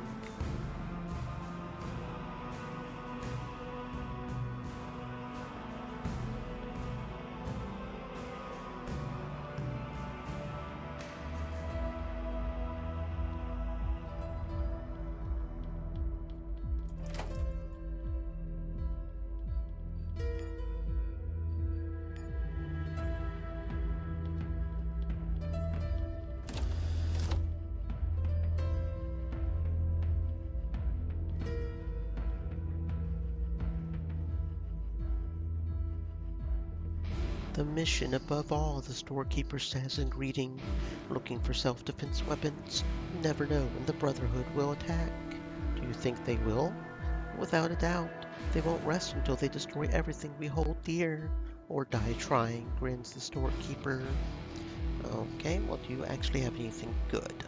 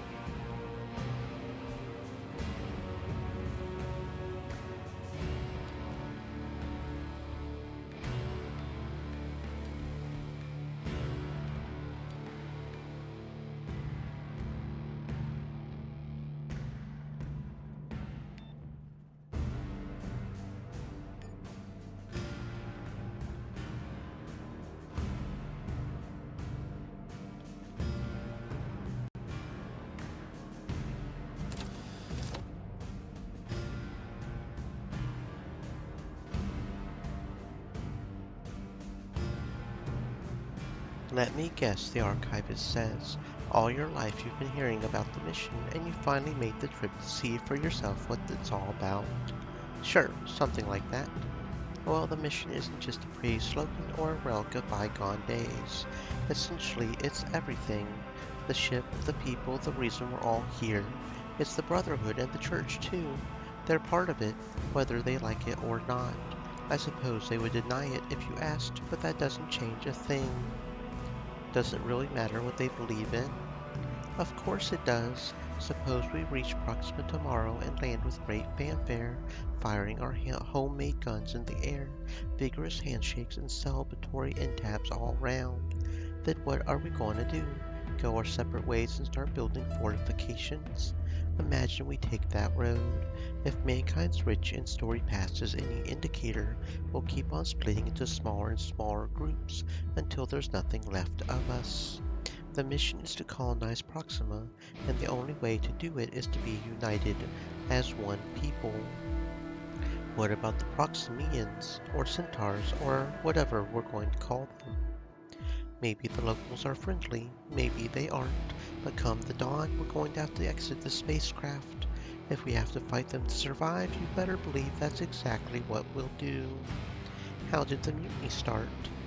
It's ancient history now, but since you asked, the mission asks a lot from people. It always has, sometimes more than people are willing to give. It seems it required more from the ship authority bureaucrats than they could handle. Take that Bradford fella. Walter, was it? Frank, the one who killed the ship's supervisor at the factory. He had been stirring up shit for months, according to the reports. Months. And that buddy of his, Williams, I would wager an unopened crate of energy cells that bastard was running a subliminal broadcaster. There's no way a man could turn a crowd of workers into a violent mob just by working his jaw. What about Harlan? Harlan, yeah, that fellow was one shady cat, and he left a ton of questions behind for posterity. Who's to him to spy on the would-be rebels? Who did he report to? Is he the one who actually eliminated Bradford so he could take over? I have over 100,000 detailed personnel files, yet all we know of Joseph Harlan is the name. Let me ask you something else. A reactor of some kind? If it is, it's pretty much useless without fuel, so he doesn't know either. So literally the only people he even know what the machine is the church. That is interesting. That is interesting. I'm not sure how to feel about that. Go over here and refresh this page real quick. Nope, still not here. It looks like they're taking their time to deliver the package today. As long as it gets here though, right? As long as it gets here. Unseen proximity sensors trigger an infotainment program designed to expand your ideological horizons. Born from primordial chaos, man has always strived to impose order on the world around him, booms a deep, manly voice. The holographic planet slows in its spinning, and the unruly vegetation slowly gives way to towns and primitive industries, geometric forms encroaching upon and replacing the unbridled chaos of mountain and jungles. These simple shapes rapidly evolve into increasingly more complex designs, symbolizing the newly attained understanding and mastery over sacred geometries. But chaos fought back, the narrator goes on, his voice inflected with a note of sadness. The tiny holographic towns are shaken by earthquakes, swept off the map by floods, and razed to cinders by wildfire as if the planet was attempting to purge itself of bothersome insects. Nothing works, not even the greatest flood of all, which the narrator interprets as a sign of mankind's manifest destiny. After pressing the resilience of our species, he introduces the greatest threat we've ever faced: ourselves. Every war ever fought, the narrator intones, has been between order and chaos, an eternal conflict between those who wish to build and those who lust for destruction. And just as the sea peoples of southern Europe pillaged and raided the great civilizations of the Bronze Age, triggering their collapse, Vikings, sea peoples of a different age, raided the great civilizations of Europe. A chain of brutal events plays out before your eyes. A wild horseman streaming into marbled cities, spreading mayhem and death. Just as Attila the Hun pillaged the Roman Empire, and so did Genghis Khan pillage the empires of China and Central Asia 800 years later. The voice drones on. Endless waves of barbarians tearing down the marvels of their betters is how your host boils it down. In the next section, these repeating historical episodes are tweaked slightly. Uprisings and revolutions sweep the globe, horses and bows replaced with pitchforks and colorful banners. You blink and the globe disappears, replaced by the ship hanging in a cloud of twinkling stars. Last of all comes the mutiny, naturally. The flags and pennants of old Earth morphed into the Brotherhood's clenched fist full of broken chains. From Attila and Genghis, the presentation has segued into the 28th century's barbarians at the gate. Subtle. We called them brothers and sisters once, the voice relentlessly continues, before they turned on us, before they assaulted the founding fathers' philosophy and tore down the technological wonders they built, before they attempted to obliterate the only entity keeping them safe from the bottomless void of space, and from an enemy even more insidious and cruel, themselves. An old ship authority logo solemnly takes over the stage and slowly transforms into the Protector's proud rocket ship. Then a military anthem starts up, evoking a strong desire to enlist and drive those bastards through an airlock so they can hitchhike the rest of the way to Proxima. You take a step back, beyond the range of the subliminal broadcaster, and the artificial rage enveloping you swiftly dissipates. Well, that was certainly something, I suppose. Moving on.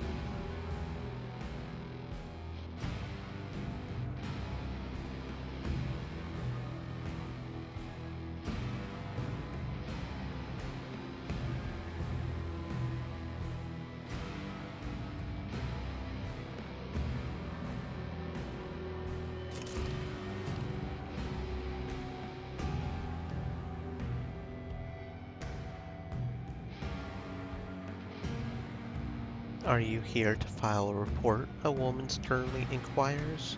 Her face is marred by a permanent frown. What is this place? Mission Justice, the enforcement arm of our judiciary. When an enemy of the mission is tried in absentia and convicted, we see to it that the sentence is carried out. These enemies of the mission, how often do they get convicted? The judiciary has a 100% conviction rate, she answered with an obvious pride. I assume the sentence is death. This isn't the church. The protectors don't turn the other cheek. That's all I need to know. I'm ready to work. We have 3 open cases at the moment. Six Banger Jack, Nazar Harrell, and Mad Dog Thompson.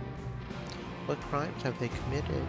Six Banger Jack trafficked energy weapons to the Brotherhood in blatant disregard of our warning. To no one's surprise, his actions resulted in grievous loss of life, thus forfeiting his own. Unfortunately, he managed to escape to the factory. His current whereabouts are unknown. Colonel Nazar Harrell's stripes are soaked in the blood of the sons and daughters of the mission. Unconfirmed intel places him in the shuttle bay, which is a dangerous escalation of an already untenable state of affairs. Thus, the judiciary has ruled that Nazar must answer for his crime sooner rather than later. Last but not least is Mad Dog Thompson, the worst of them all. Her already hard voice hardens further. He betrayed his fellows, betrayed his oath, the mission, everything. Our people need to see what happens to traitors. Find this miscreant wherever he's hiding and bring him to justice. I think I killed one of them already. Six Bangers dead. We did warn him. Here's your pay. I'd like to collect on a bounty. Nazar's dead. He won't be missed. Here's your pay. Didn't we meet that one guy? It didn't give us an option to start fighting him, I don't think, but maybe we should go back and check. He was over in the church, wasn't he? He was in that one apartment. Maybe we can collect all the bounties. That would be kind of cool. Just go around murdering people for money. For money, of course. We're not doing it just because we like to kill. No, we're not doing it just to kill. Promise.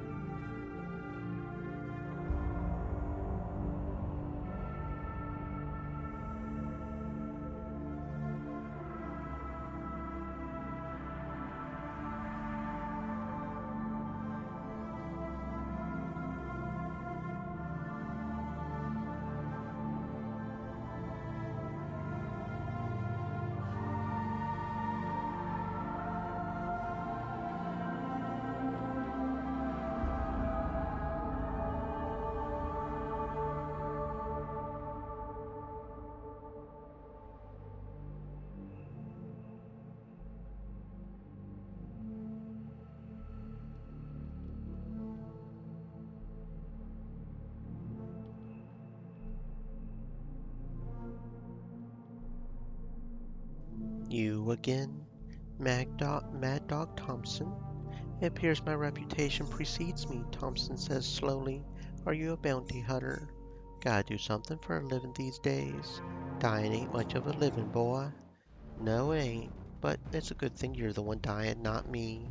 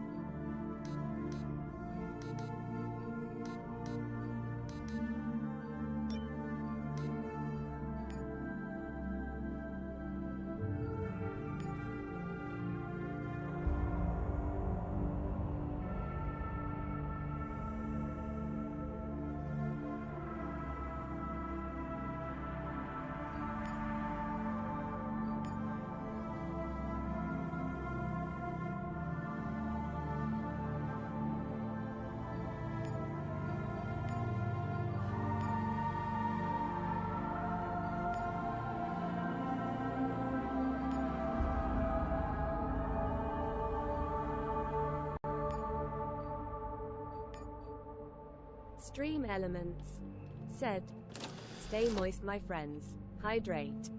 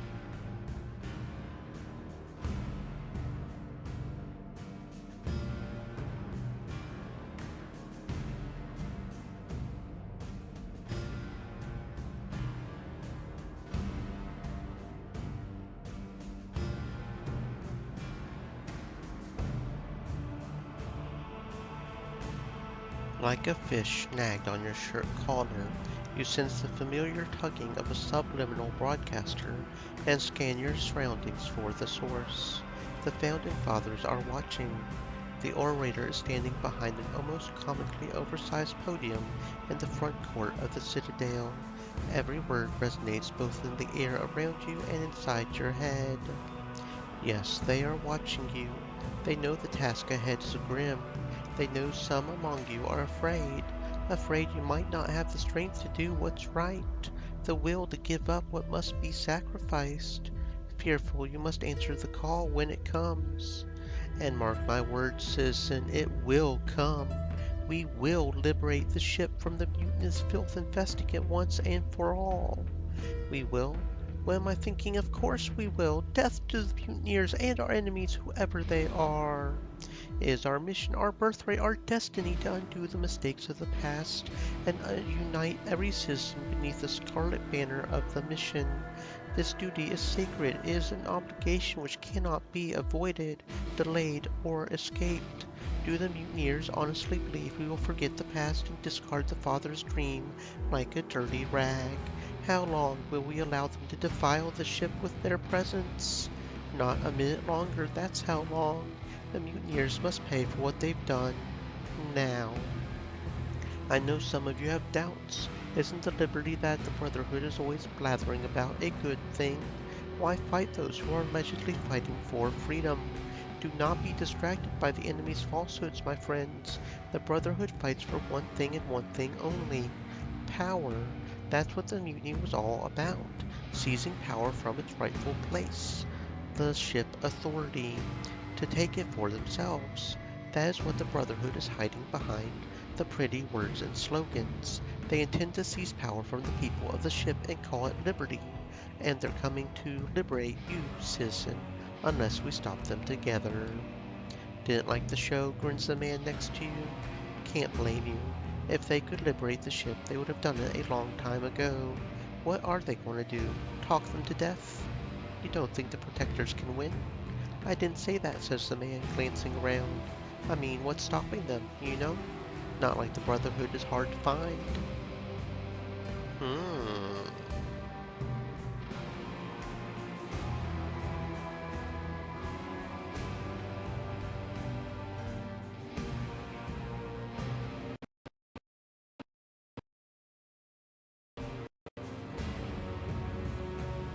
Are you new too? The woman has to work to produce a mechanical smile. You can see she's overwhelmed. How do you like it here? What's not to like? Order, security, purpose, everything a productive citizen could desire. Yes, I suppose you're right. I mean, of course you're right. That's what we all came for, isn't it? Order, safety, the mission. It's worth fighting for, and dying if it comes to it. Dying? Nobody said anything about dying. There's a war coming, she points at the tense crowd surrounding the podium. Many will die, but we have to fight to defend our values, don't we? She throws you a hesitant look as if hoping for a response. Well, maybe we can enjoy our values without fighting a war. Then we should stop it before it's too late, declares the woman. For the mission. How do you stop a war? They won't attack if the Brotherhood knows they're coming, right? If the Brotherhood knows what their plans are, she speaks with excitement, a young woman caught in a moment, but her eyes tell a different, far more dangerous story. If the Brotherhood knows what's in it for me, stopping a pointless war, taking up the cause of the people.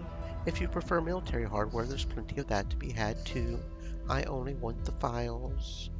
What do you have in mind? A friend gave me the access code for the maintenance hatch on the residential deck. It will take you all the way to Mission Justice Building, but you would have to wait until everyone leaves. The server room is on the second floor. Get in, download the files, and get out. Easy. The woman tried to smile. And this will stop the war? Absolutely, nods the woman. We'll finally have peace. All right, I'm in. Thank you, friend. Here's the access code for the hatch. How do I find you? Don't worry about it. I'll see you when the job's done. Okay, mysterious friend. I'm just doing it to break into the building, because, we like breaking into things and stealing and stuff. Yasmin, we completed the bounty. Mad Dog's dead. And that got an achievement for Bounty Hunter. Collect all the bounties in the habitat. We collected all the bounties. Why she doesn't acknowledge that and allows us to continue saying we're going to collect one, I don't know, but we collected them. So hurrah!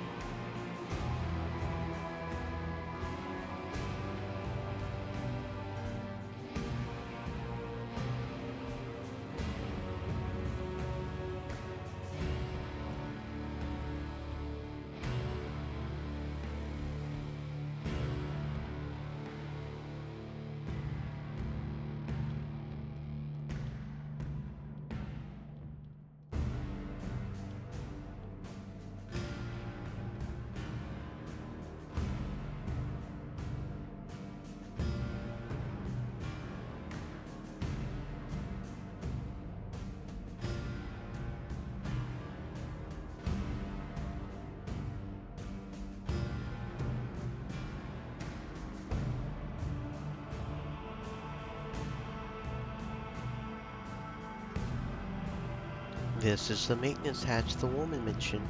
You enter the access code and the lock disengages without triggering alarm. So far, so good. Okie dokie. Let's see what we can do.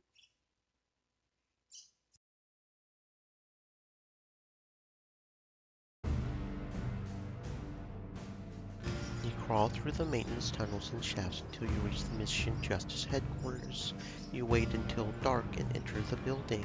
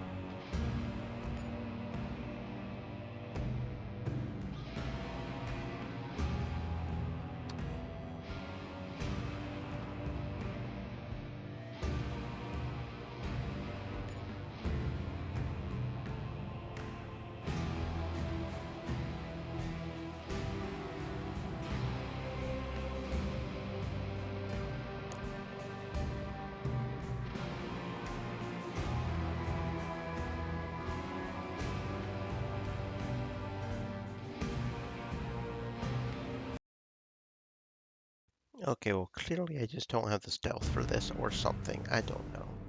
I can't figure it out. So we're not going to do that, apparently. Hmm. I guess we could just turn her in. Just to complete the quest, pretty much, I guess.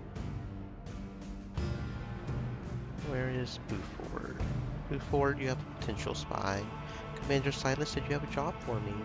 A combat mission, if you're up for it. Our commander wants to start pushing the Brotherhood back, all the way into the void, I hope. It's an honor. The Founding Fathers would be proud, says Buford. Go to the maintenance deck and report to Roberts. Okay. Name and rank the Protector's officer, says Dooley, without bothering to look you in the eye. Buford sent me, said you need help.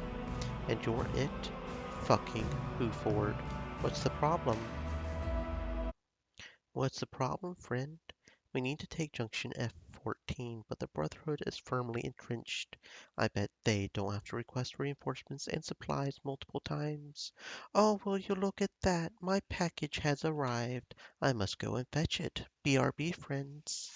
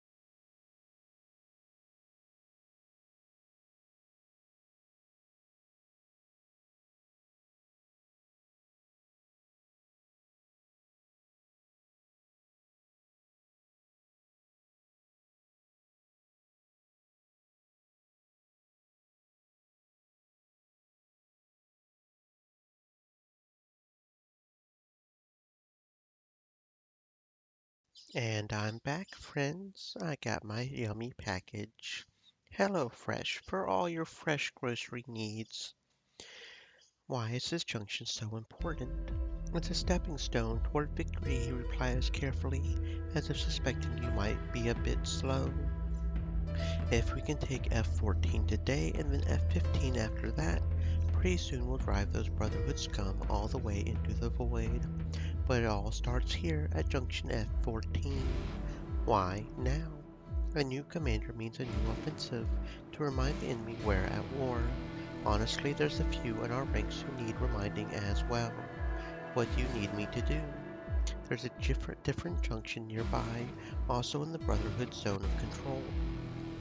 They sealed the tunnel, but our engineers have made a small opening there without alerting the enemy. Our assault from the front will keep them busy while you slip in and surprise them from the flank. Then they panic and victory will be ours. What if they don't panic and run? They will, the officer assures you with a friendly pat on the arm. They're already demoralized by our endless attacks. One bad turn like this and they'll fold. I see.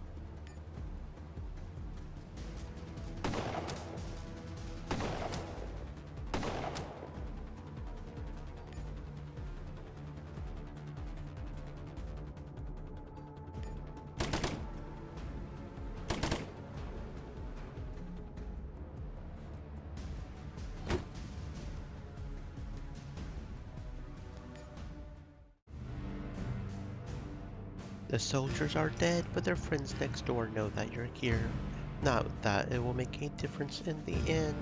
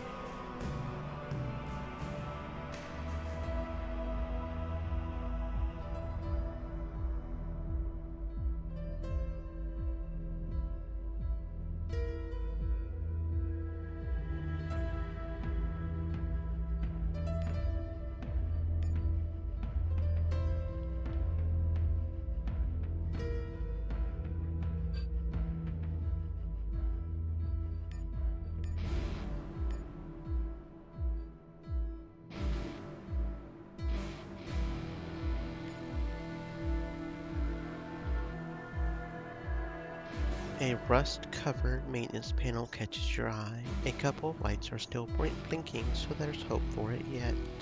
This maintenance system was designed to seal and decontaminate any junction, but the chemical tanks have been emptied a long time ago. All you can do is a dry run test. They won't do anything, but the biohazard alarm and flashing red lights can do more damage than low-grade fungicide. A psychology rather than chemical warfare. Faith. The dry run surpasses your wildest expectations. It starts with humid blasts of stale, putrid air to set up the mood.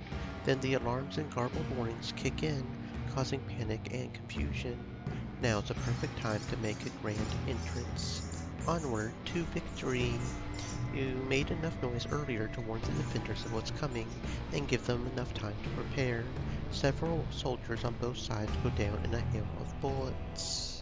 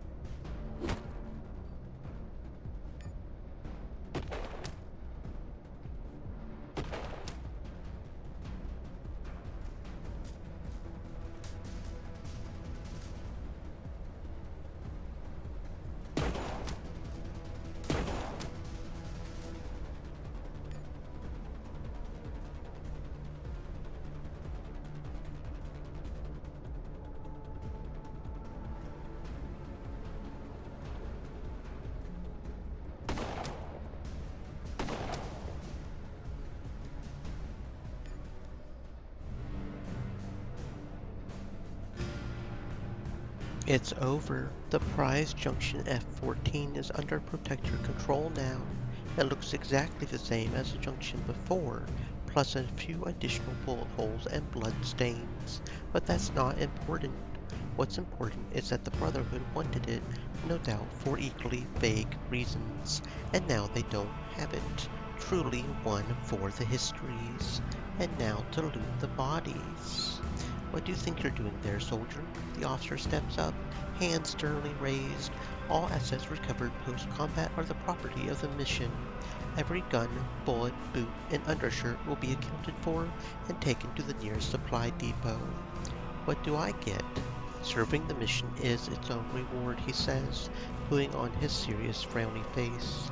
If you require additional resources, talk to Buford. Anything else I can do? My orders are to hold F-14, so I won't need you here, but I'll gladly recommend you for any new offensive. Well, fuck you. I want my loot, boy. Where's my loot? I want my loot.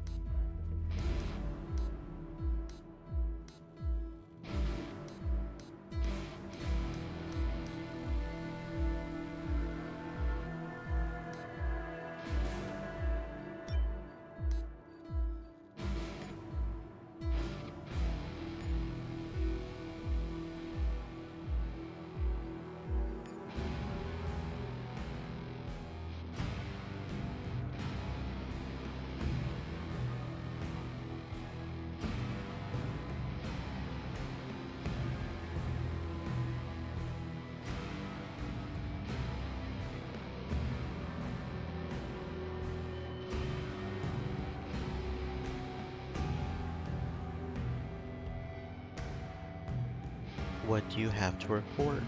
Mission accomplished. Junction F-14 belongs to us now. I'll inform the commander, says Buford. Here's your pay, soldier. Well earned.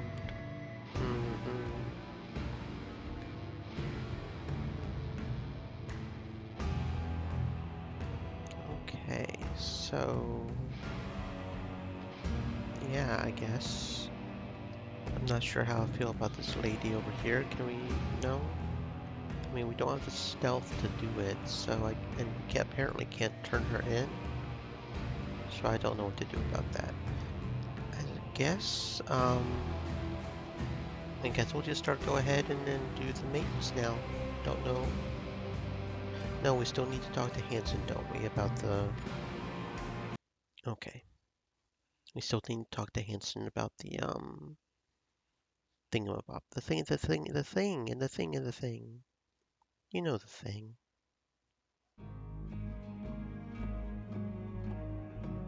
Right there, the, traitor in our midst quest. I'm not sure which one of these would get me. Maybe the admin, I guess. Let's see. Can I go? 'Cause it was over here that we did it, right? Uriel. Okay. I'm cleared for 1 hour.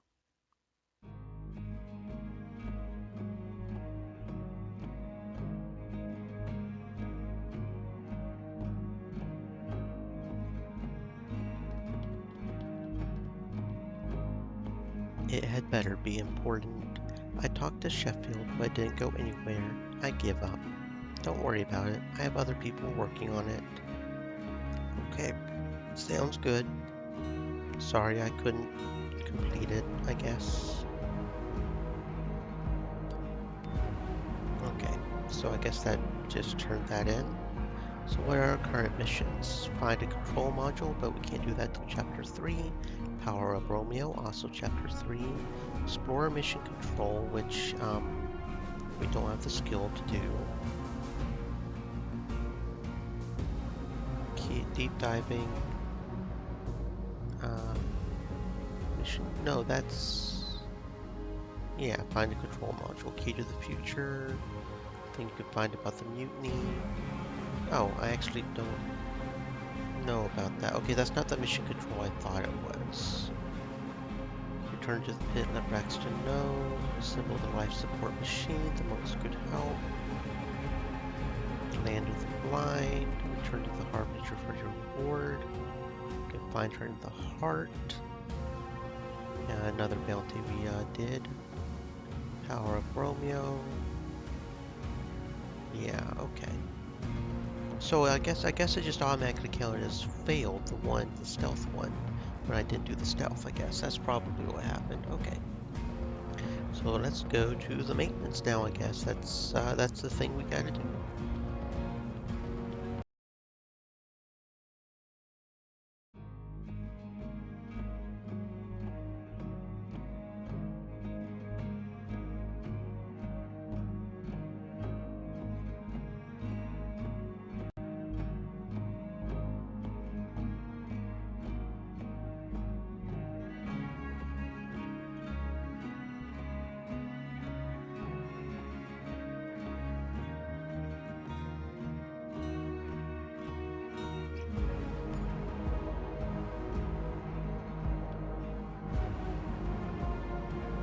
Requisition, the guard says tiredly. Requisition to do what? To go down to the maintenance deck, says the guard, pointing to the sign. It's off limit and for a good reason. The chairman himself sent me to the ECLSS. The guard salutes and steps aside.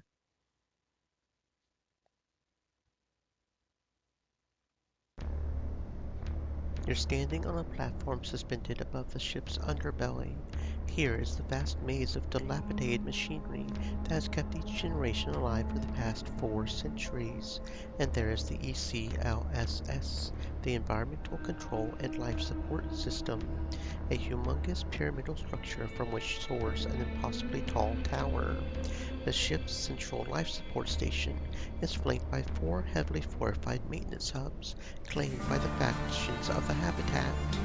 The cacophony rising from beneath your feet makes it difficult to concentrate, and the haze of toxic-smelling fumes floating above the machinery obscures much of the details on the ground. It's hard to imagine anyone but the monks being able to operate in this industrial hell. Hell of a place. That it is. Most folks don't realize we're one accident away from sudden, inglorious death. Death is always stalking the shipborne. It's not something to worry about. How did the monks endure this for centuries? I know they aren't fully human, but still. What choice did they have? Or any of us, for that matter? Better than the Habitat, if you ask me. What don't you like about the Habitat? Everything. Life was so much simpler in the pit.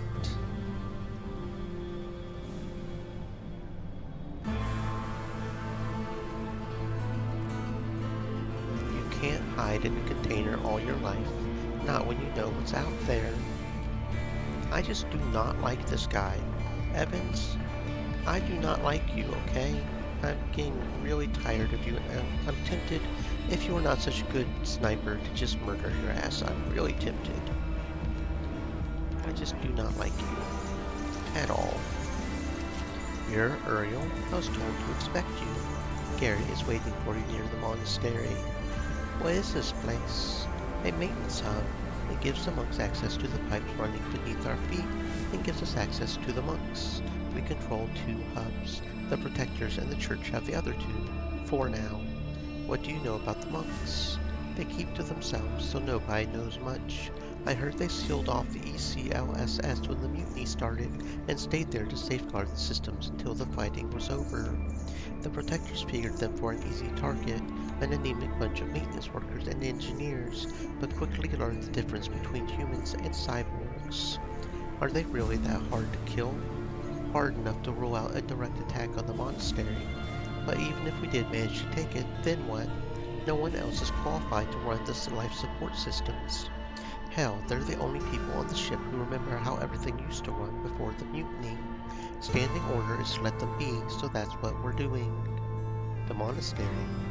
The monks call the ECLSS the monastery. If you're asking why, I have no idea. Guess you have to be a machine to see some kind of humor in that. You need anything before I head out? We lost contact with the second hub. The communication systems are ancient, so it's probably nothing. But if you have time to check up on them and report back, I would appreciate it. How do I get there? Take the elevator down and follow the tunnel. Couldn't be easier. Okie dokie.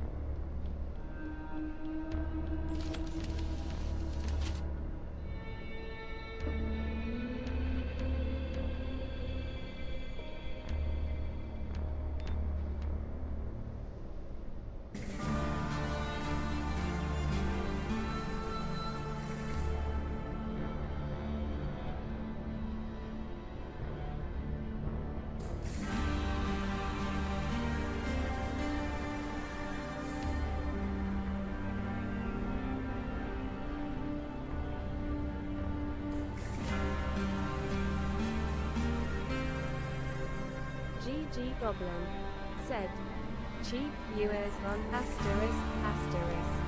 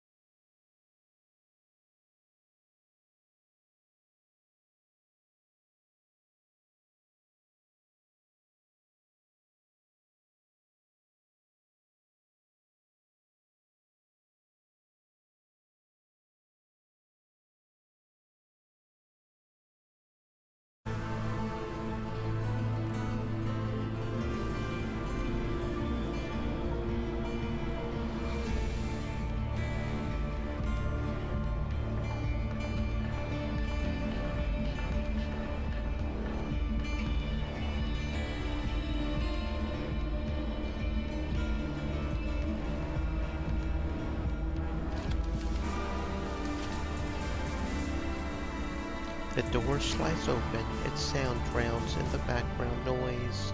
The station garrison is dead. The Protector soldiers are moving among the bodies, unaware of your presence. When in doubt, charge.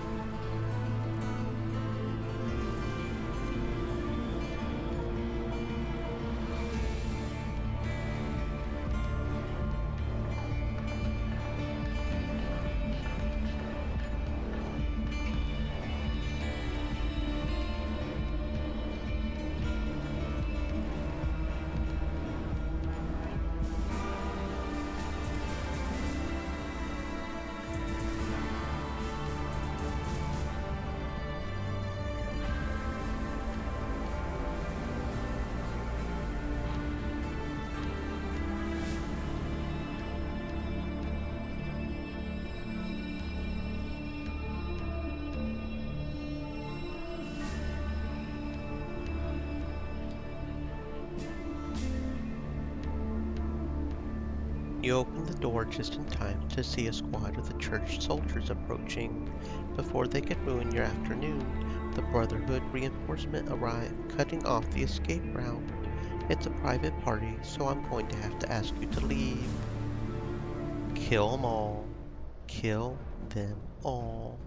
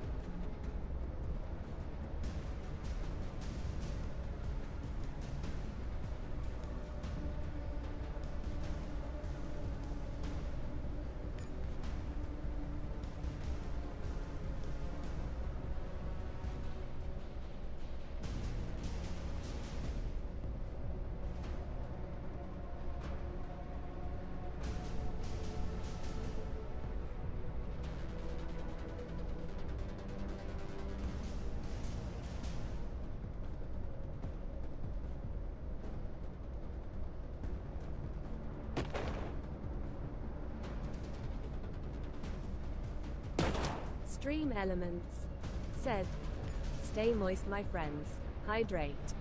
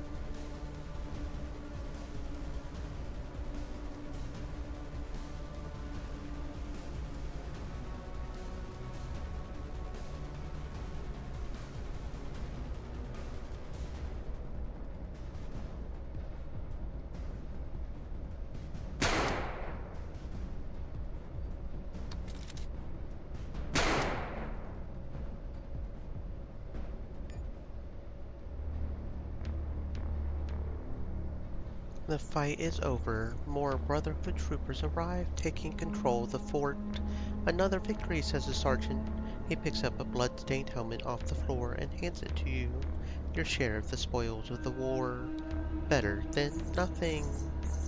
Very cool. Oh, and we can't even go back in there, can we? Oh, no, we can. Can we? No, no, we can't. Okay, interesting. Interesting.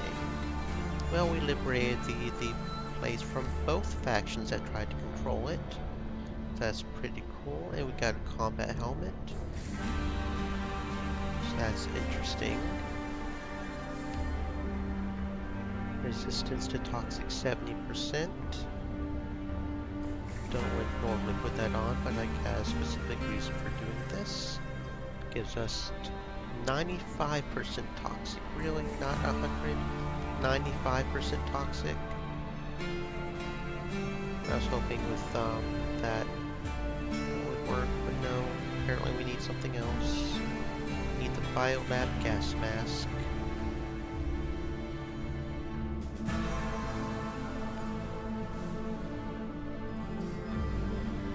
Which is a breather, okay.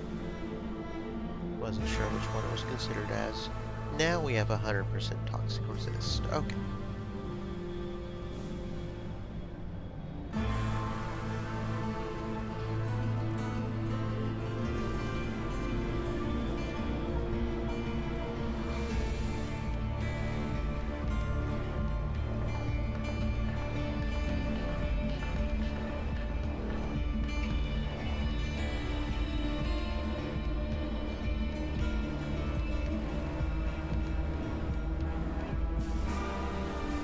Toxic fumes coming from below force you to take a step back.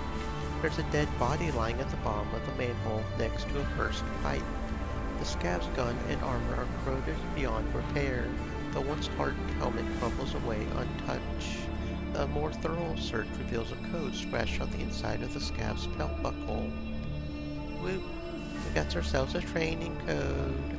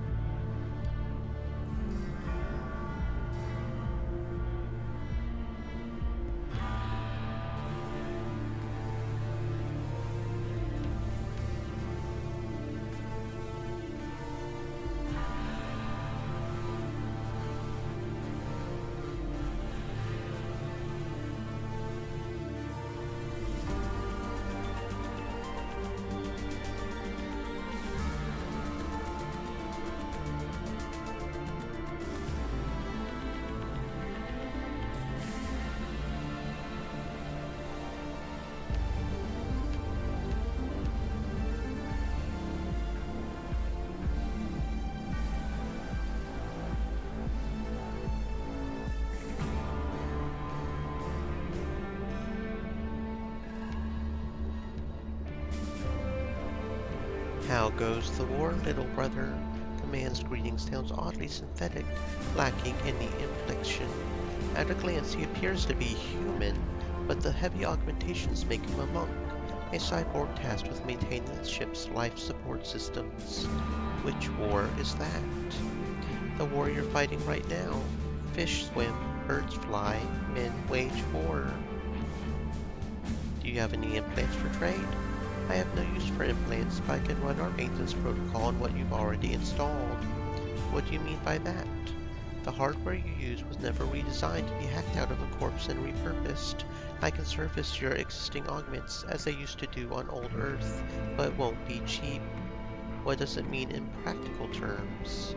Your implants will be more effective if properly tuned to your body. 2,000 per tune-up. What do you need money for? Though we do not require money for food and shelter, it is still useful for purchasing power and influence. There's more than one way to divert a disaster. What does this tune-up do? Your implants will be more effective. Any side effects? Minor nerve and tissue damage. Nothing to worry about unless you overdo it. Yeah, that sounds good. Let's do this. Perception, intelligence, regeneration, toxic resistance. When there's 13 health or less, some stat regen. Okay. Overclock the heart. That should do it, the cyborg says with satisfaction, wiping the blood off his blades. Let's do another. Subliminal. Party members' initiative, accuracy, evasion, and crit chance sounds really good. That should do it, and we don't have enough money to, do you think you can handle a robot? Yeah, sure, the pay is right. Tran armor and weapons, plus anything you can strip from the robots. All I need is the humanity calibrator, the rest is yours. And where is this horde? In the ruins of Good Hope, the 4th tower. The mutineers attacked it first, so there isn't much left of it. The entrance is sealed to keep the scavengers away, but I can open it for you. I'll take a look. I can do that for you.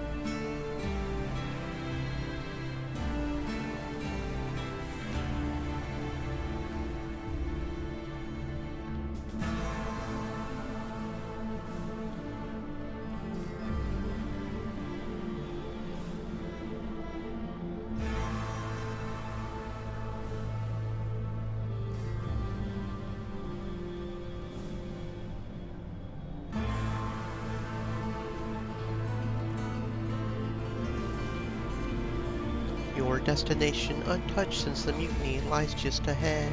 What fantastic treasures await you! A full set of Earth-made armor marred by a few holes, easy to patch up. Or perhaps a nicely desiccated corpse with a half-dozen combat implants waiting to be harvested. But you remain cautious, because as every Turan child knows, the best treasures are always guarded by a greedy, sleepless dragon, and this horde is no exception. A pair of ancient turrets flanks 2 combat robots, one severely damaged. They sit in grim metallic silence as they have for decades, waiting patiently for the next wave of mutineers to charge their position and die. Onward to victory. This is suicide, Evans says quietly.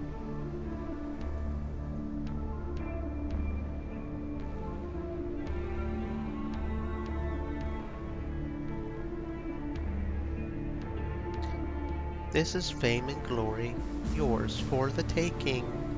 Glory is of no use to the dead, then why are you here? At first, to escape Abe's store and see the ship before I settled down. But now we're up to our eyeballs in the Habitat's business, and if that wasn't enough, now you want to fight some goddamn combat robots for no discernible reason.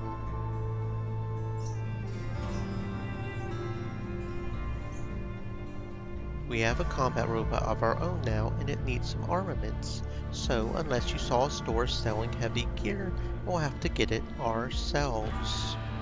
Let's get to it then, says Evans. How do you want to play it? I want you with me, not hiding behind cover and worrying about getting shot. The more you worry, the more likely you're going to get killed. You don't want that, do you? When not in cover, AP plus 2 for initiative and 20 reaction. That sounds absolutely fantastic, especially the 20 reaction. The ancient sensors detect your presence and the machines come to life. Onwards to victory!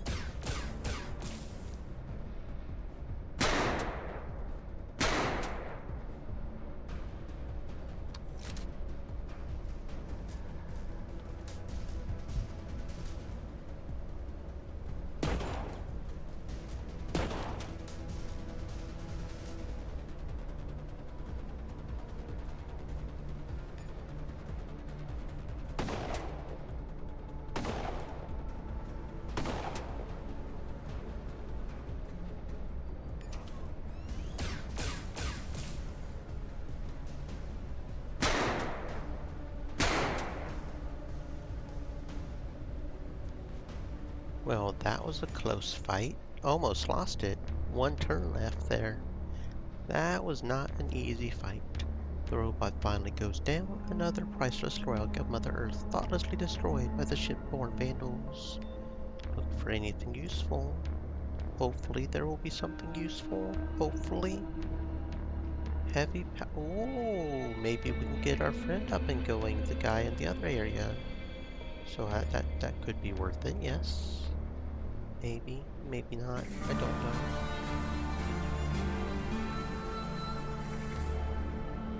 Oh yeah, and I still had my biolab gas mask, so I wasn't completely protected on the head like I should have been. Silly me. Silly me. There we go. Not that that does too much. It improves accuracy, reaction, but anyway, that happened.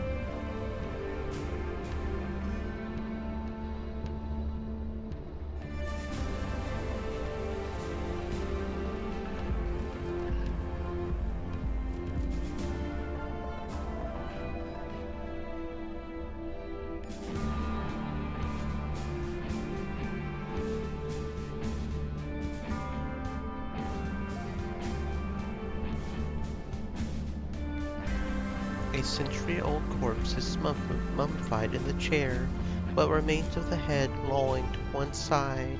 A datapad with a cracked screen lays before him, displaying his last message to the world, a world long gone. repeat the message. We repelled another attack, the third just today. I would cheer, but I'm the only one left. My lucky friends are already dead or dying. I get to survive a few minutes longer. Command promised us 2 combat robots yesterday. Where the fuck are they? The same place as all their other promises, I guess. Proxima seems more distant now than ever. When I was a kid, I always believed we were on the cusp of arriving. Every screen on the ship would show that beautiful, round paradise waiting for us. Unspoiled, magnificent. That's what we all thought. Much easier than knowing we would all die trapped in this miserable space crate. Command said everything was under control, that the mutineers would never reach the habitat, and even if they did, they would be swiftly driven back. Now we're the ones falling back, leaving nothing behind but decks scorched to the bulkheads. They're still broadcasting, vowing to defend the mission to their last breath. Well, take a breath then. They won't last a week. Hell, I would be surprised if Starfarer lasts that long. One of the engines is already down, and... Oh, hold the fuck up. Is this ship moving? Is this ship, the Starfarer, I'm assuming is what it's called, is it even moving? Or are we literally just stuck here with no idea what's happening in the lower systems because of the riot, because of decadence? Are we just fucked? Is that what you're saying, friend? I mean, I can't say I'm that surprised, but still. Man.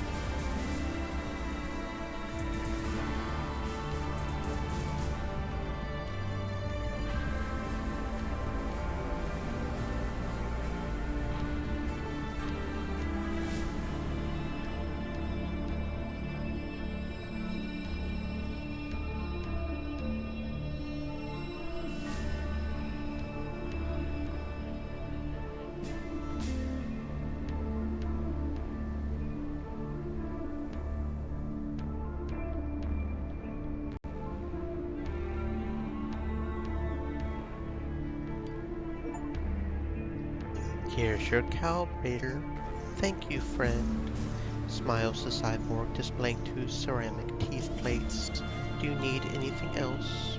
No, I don't have enough money for another tune-up, sadly. It would be kind of nice, but nope.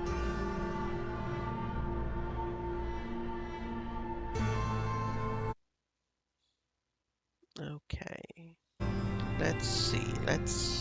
I saw a certain shadow over this way, didn't I? Shadow Man?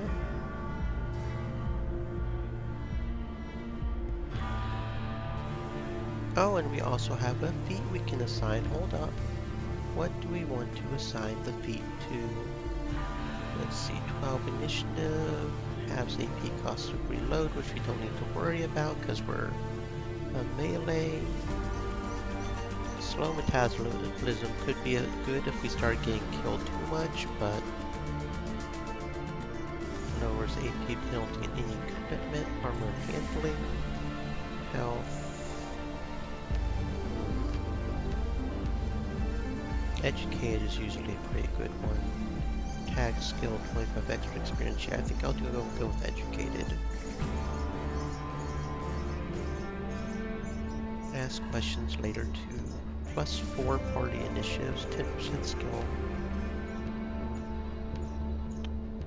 Okay, so we get another tag skill. What are we going to put it in? Critical strike would probably be good. Yeah, I think critical strike would be good. There we go. Does anybody else have any? Nope. Okay. Anyway, back to talking to Shadow. It's out of reach. How is it out of reach? Where are we? Oh. Crawl under the pipes. Okay, and then go over here and talk to Shadow.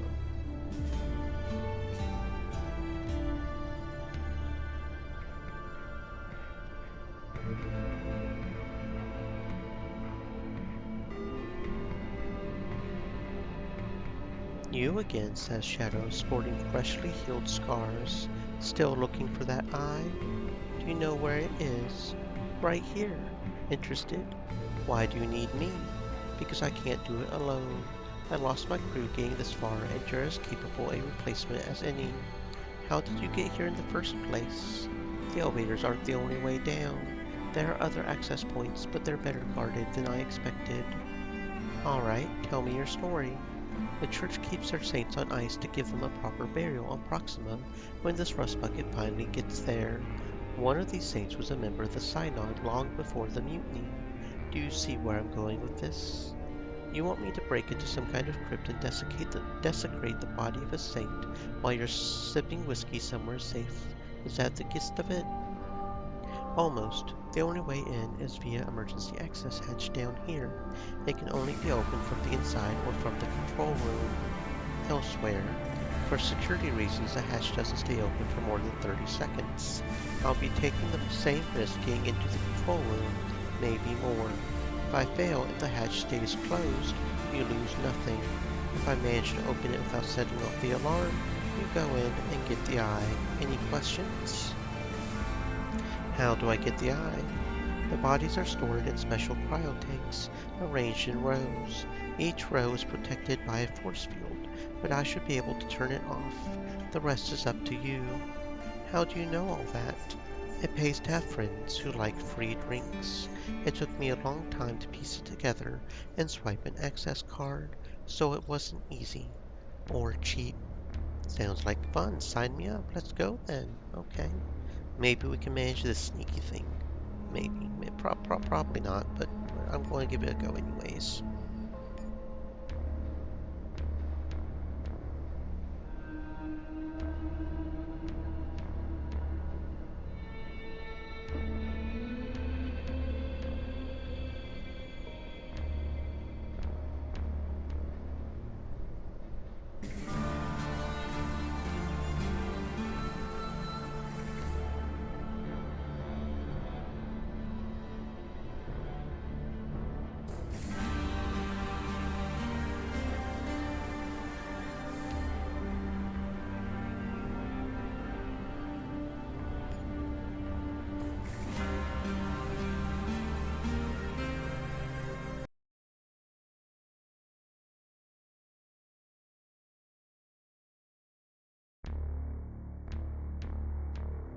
You descend into a short tunnel filled with steam and smoke.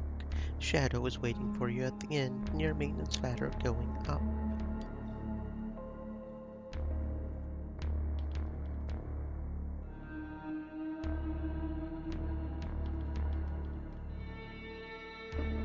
Ready? Asked Shadow. We only have one chance to make it right. Once that hatch is open, there's no turning back. As ready as I'll ever be. I need 20 minutes to get into the control room and open the hatch. If everything goes well, we'll meet in Mission Control near that door. You trust me that much? I trust that you aren't foolish enough to charge in blindly, just to cheat me out of my share. Okay. Half an hour later, the hatch slowly opens. The force field is down again, says one of the guards. Second time this week. Better not be a power problem, says the other guard. If the cooling system shuts down too, this place is going to stink to high heaven. Okay, let's try this.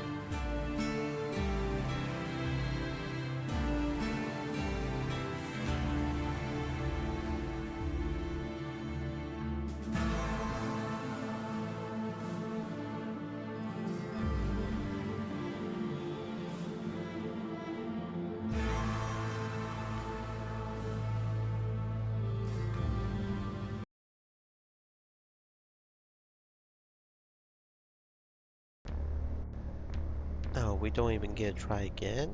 Or... oh dear. I would like to do this quest, that would be cool, but this might be difficult.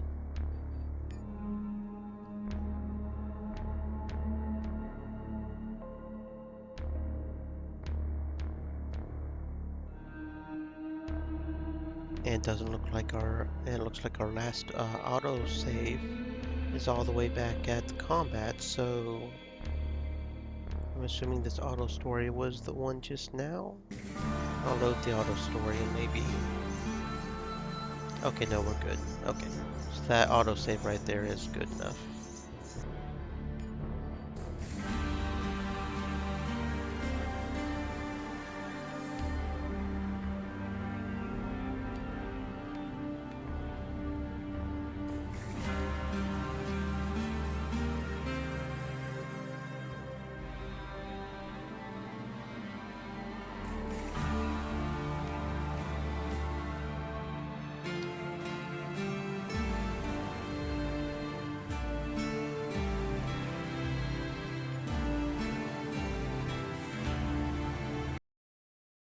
And yet somehow they still notice us. I genuinely don't understand how this sneak works.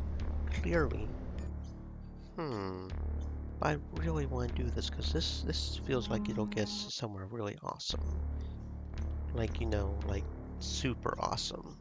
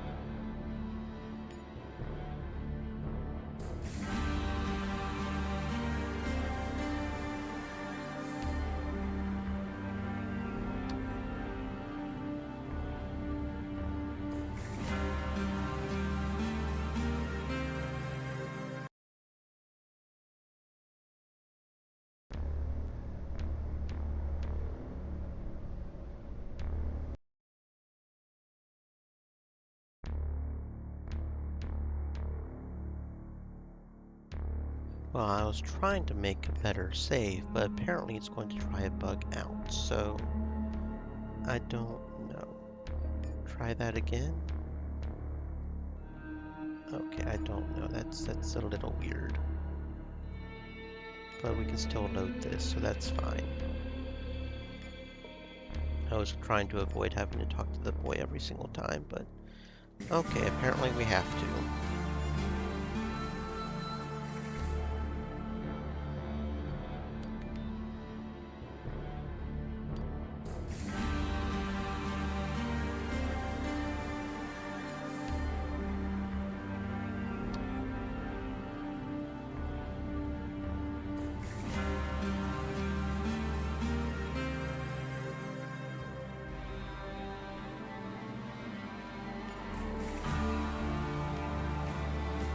Yeah, clearly I am just not understanding something about the stealth mode or something.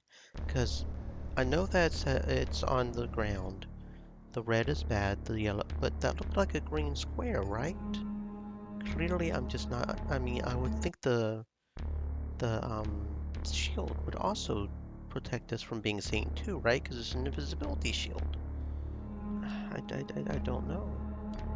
Hmm.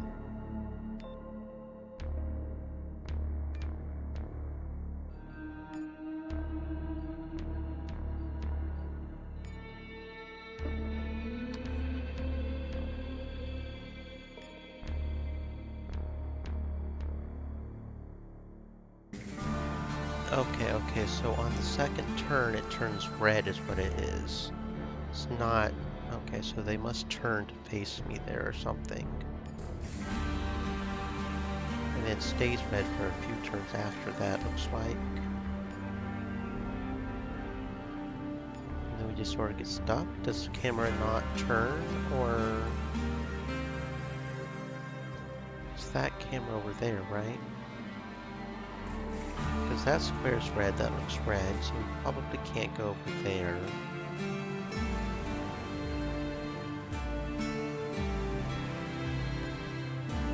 Okay, we can make noise and turn it not red, but then it turns red again. Maybe we can go to the yellow, make noise, and then maybe something like that? Nope, that gets us caught too. Shit.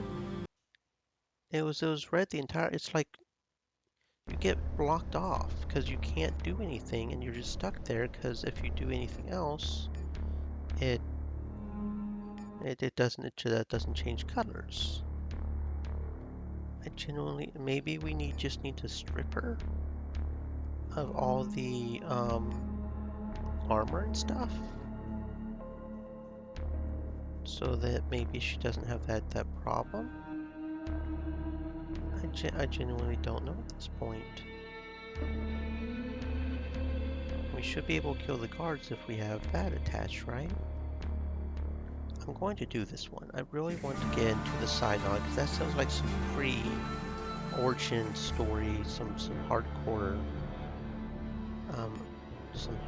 lore there that I really want. The other one I was worried about was we sneak into the Brotherhood, you know, as Brotherhood, or you know, that it didn't feel as important as this one right now. And I pressed load instead of save. I want to save with all her stuff off, so because okay.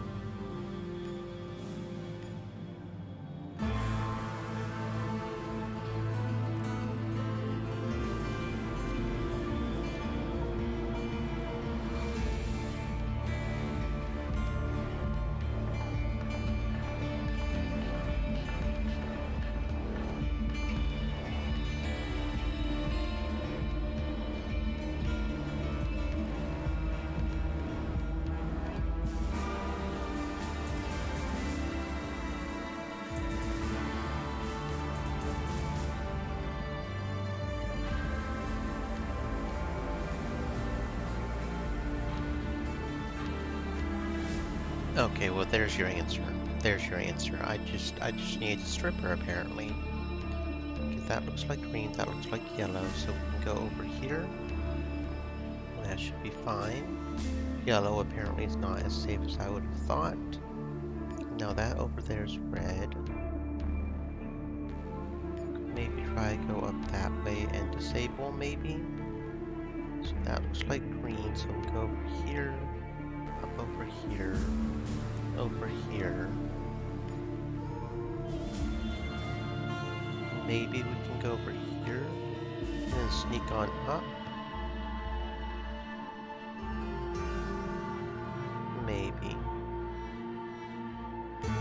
Nope, nope, that got us caught. Okay. Well, we got a little bit further that time. We got a little bit further, so we're on the right track. I feel like the camera should swivel eventually, right? So we're getting somewhere. Apparently I just need a stripper.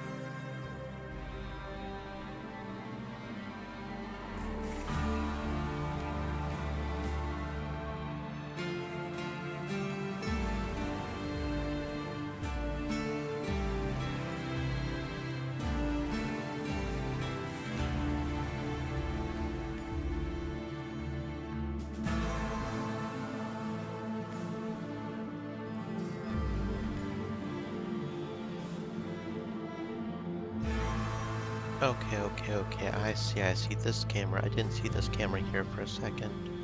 There's a camera right there.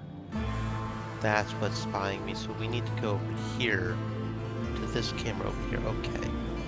I'm tracking now. Let's see. So we'll go here first.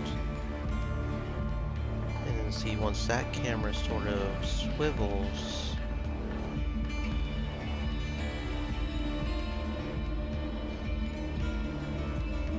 camera doesn't have a whole lot of swivel though. So what, we would have to pretty much just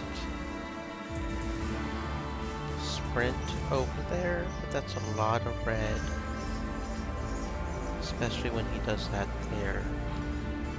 Making noise doesn't seem to help. But we can't go over there because that one's always staring at us over there. There's nothing I can really interact with, right? So how do we get... Is that a green right underneath it? It looks like there's a green right underneath it. So maybe if I go right underneath it and then sneak over some, maybe? So I would have to go right underneath it right there. End my turn there. Let's see. If I walk through the red, will it see me? That's the question. I know if we end our turn on the yellow, it sees us. But if I actually walk through the red, does it see us? Or can I just walk through the yellow right here? Get over here to the green, which I believe is green. No, yeah. Because it's yellow right there, but it's green here, so we're good. So now I can maybe walk through this one red to get over there, or we can walk right here. Okay, right here is probably where we need to walk. Right here. And we need to walk to like right here, so that's green no matter what, but we have to watch out for that one up there. That one's also swiveling. So like right here. And then we can swivel over this way to avoid this one. Okay, those are the sarcophagi right there. So we might have to figure out how to take those guys down or something. Okay. So we'll end the turn there. That camera will swivel over. And now we need to... We might have messed up a little bit because it's about to swing over here, isn't it? Can we walk through red without being noticed? As long as it's only like maybe one square or so. Like this? Nope. Okay, so red's done for. Red's done for. So what we need to do is we need to go through that one and then time it so that it's looking the other way and then the other one's looking the other way. Okay, so we're getting somewhere. We're getting somewhere. I don't think the stealth shield generates. Maybe it regenerates and maybe we can use it multiple times. I might try that as well. But that'll only help us so far, I think. So I have to keep that as an ace in the hole. Foxy Mother Lily Marianne said, Nighty night, princess. Sleep well, Foxy. I hope you stay safe and have a good sleep. Thank you for coming in and for directing the raid towards me. Thank you very much. Stay safe, friend. Okay, let's see. So yeah, that one's facing that way, so we pretty much have to go now. No, because there's a red there. So we have to go, and this one is this way, and this one is like over here.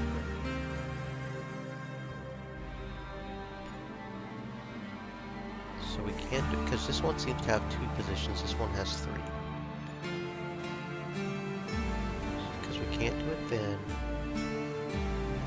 We don't want to do it then, because that does that. We don't want to do it then either. That's a bad one to do it in.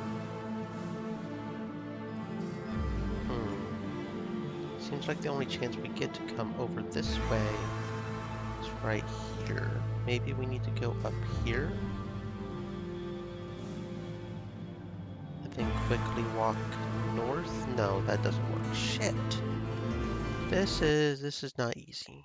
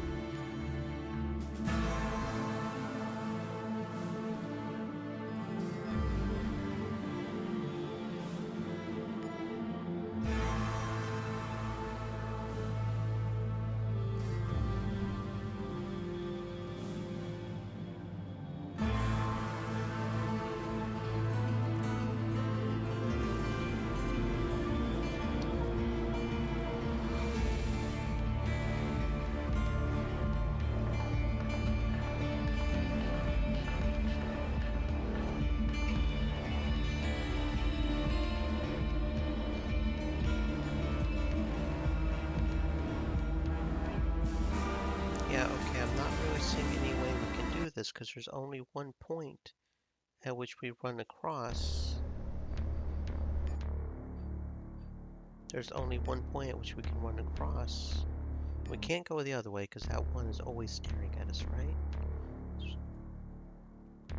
Unless we can just distortion field, but I think we have to walk back as well.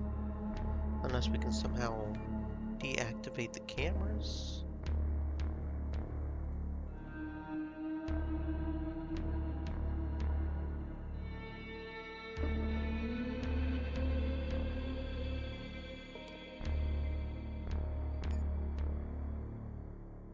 Because there's not really any way to...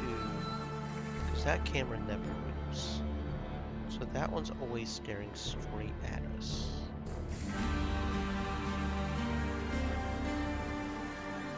So there's always going to be like a red right there. But maybe we can, as long as we don't end our turn in yellow, maybe we can run over here and then do something from there. We have to keep an eye out on this camera over here, of course. Because see, when it's looking that way, it's completely green over there. And it's yellow right then. But we could run like right here for now. And then that's green when that looks away. So maybe we really need to be over here or something. Where the heck did my... Why is it suddenly over here? The hell? Okay, here it is. Okay, so yeah, maybe we can sneak back over this way. And maybe neither can see us in the middle. Okay, so yeah, the middle is good ground. The middle is safe ground. So now the question is cameras on north. Okay, we figured out how to get to the second area. We are making progress. So we've got 2 cameras here. It's probably better to keep on going down this way, right? That one swivels like so. That one has a very short tube. Okay. Then what about over here? It also has a very short tube range.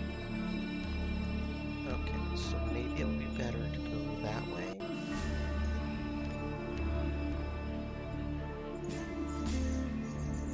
Okay, so there's a specific spot in which we can stop right there at this point. Probably get to the middle there. So yeah, if we go here and then go here, that would be green then, and then we should be able to walk over this way because the middle's safe, right? Okay, I think we done figured it out. Oh, and we can even go in the middle here, okay. So now these guys we can maybe take down as an assassin target. They don't seem to be moving. So we'll just do this right here. Looks like this may be the best point to use the cloaking field. Is when we do this so we can take them down.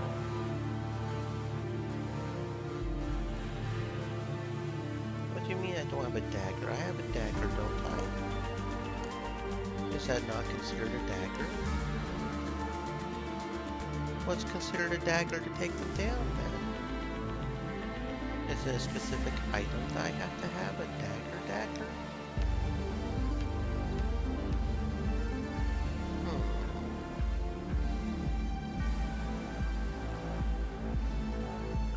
Okay, so now what do? I have to... I have the sarcophagi here. Said, stay moist, my friends. Hydrate. I can examine it. Okay, here we go. Another long dead colonist waits patiently for his burial. With honors on Proxima, while thousands of more common type of corpses are unceremoniously fed into the biorecyclers, his desiccated hands are clutching a gilded pistol with a white grip. Again, we have to be careful of that because these guys will start getting suspicious, right? Okay, so was that a very good pistol? I don't know. Is it worth the hassle? I don't know.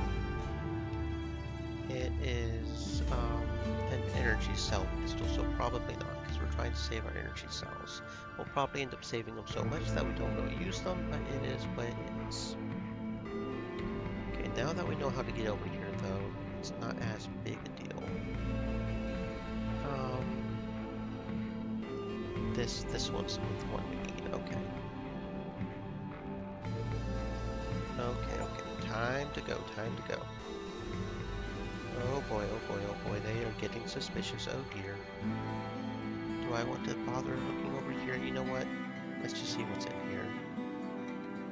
Dad, Jack, Hanks, Blue Spoon, folded leathery skin, an upgrade ship. Will we? Can we? Yes we can. Okay. Now we need to hurry up and get the fuck out. Whoa. Okay. Alarm goes off, instant restoring the practice shield over the medical tanks. You have to leave. Oh, so we can just run? So it doesn't matter if we get caught as soon as we get the eye. So we're good? We're good? We did it? We did it? We got the eye? We did it? And we got the medical implants and everything? I'm surprised they didn't kill us for breaking in like that. We did it though? We got the eye? Eye of the Synod? I don't see it in our inventory. Did we get it? I think we did. I think we did. Journal screen. Land of the Blind. We return to the mission control ruins to pass the retinal scanner. Yeah, I think we did. Did we keep our other stuff that we stole? I'm assuming we did. Yeah. Oh, there it is, right there. Eye of the Synod. Yeah, okay, so it doesn't matter if you get caught after you rob them. So as long as you make sure to rob all 3 sarcophagi that you can rob before getting caught, it doesn't matter after you get caught. That is good to know. So we did it, friends, we did it. Kind of makes me wonder if I could go back and do the one, now that I have a better understanding of how to sneak and the fact that I have to strip her in order to properly sneak. But we can worry about that some other time, I suppose, or something. Go ahead and re-equip her and then auto sort. Switch those up. Okay, yeah, we did it. We did it. We did it. Very good.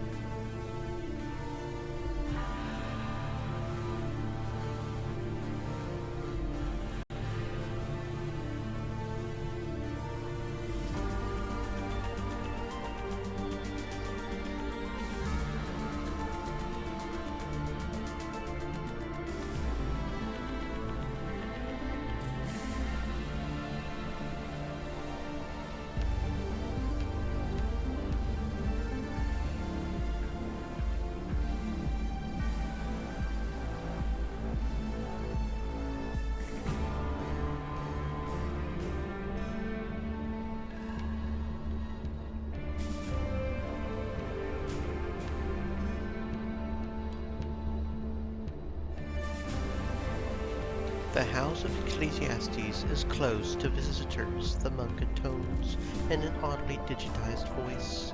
Would you like to pray with me, brother? Eva will want to hear what we have to say, your new companion interjects. That is your lookout. The monk shrugs, a strangely human gesture for one of them. I have some questions. The pursuit of knowledge is a noble one. The cyborg nods once and slips seamlessly back into his monk persona. Why is it called the House of Ecclesiastes? Our generation passeth away, and another generation cometh, but the earth abideth for ever. Ecclesiastes 1:4. Starfarer is our earth. Generations come and go, but the ship remains.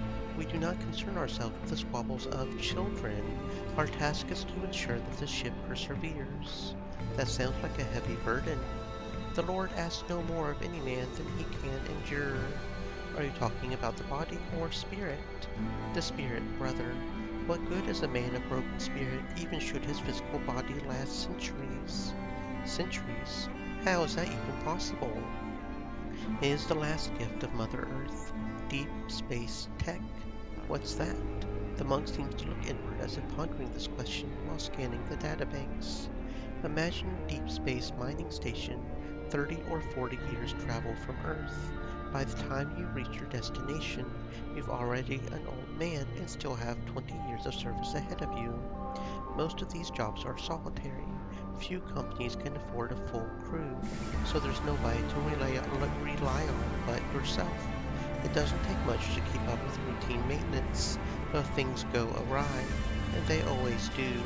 A lone miner in deep space will need a lot more than what Mother Nature gave him. The technology goes beyond augmentation. It rebuilds you.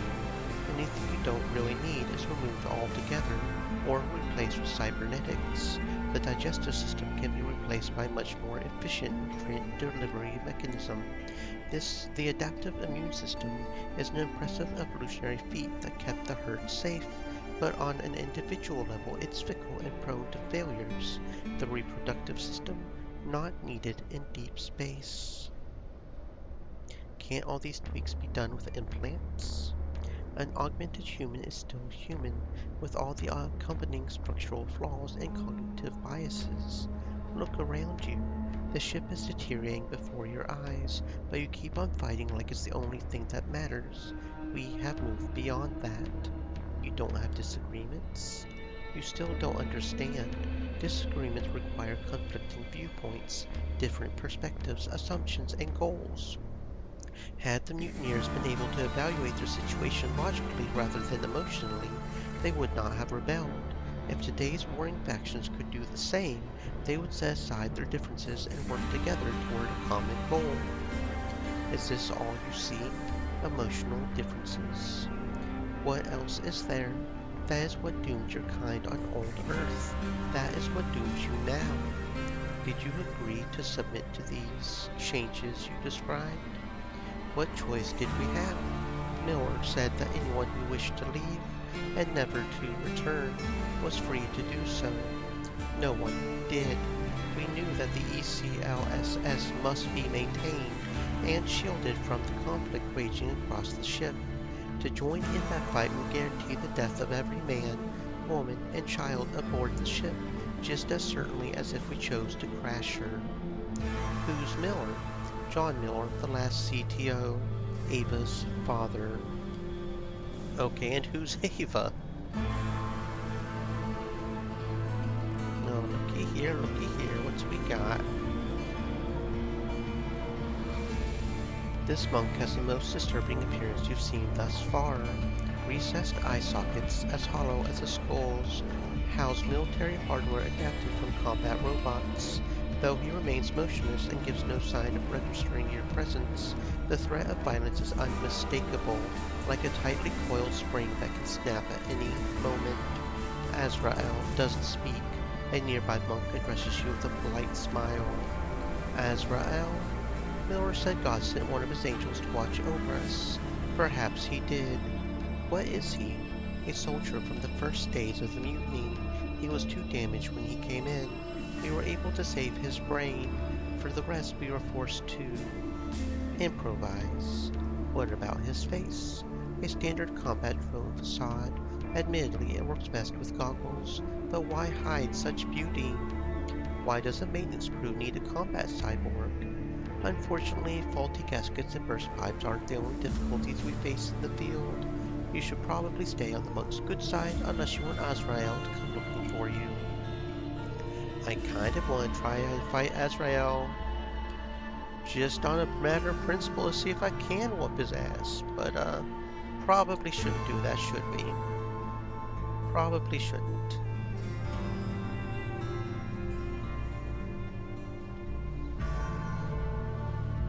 A monk with piercing blue eyes is staring in your direction.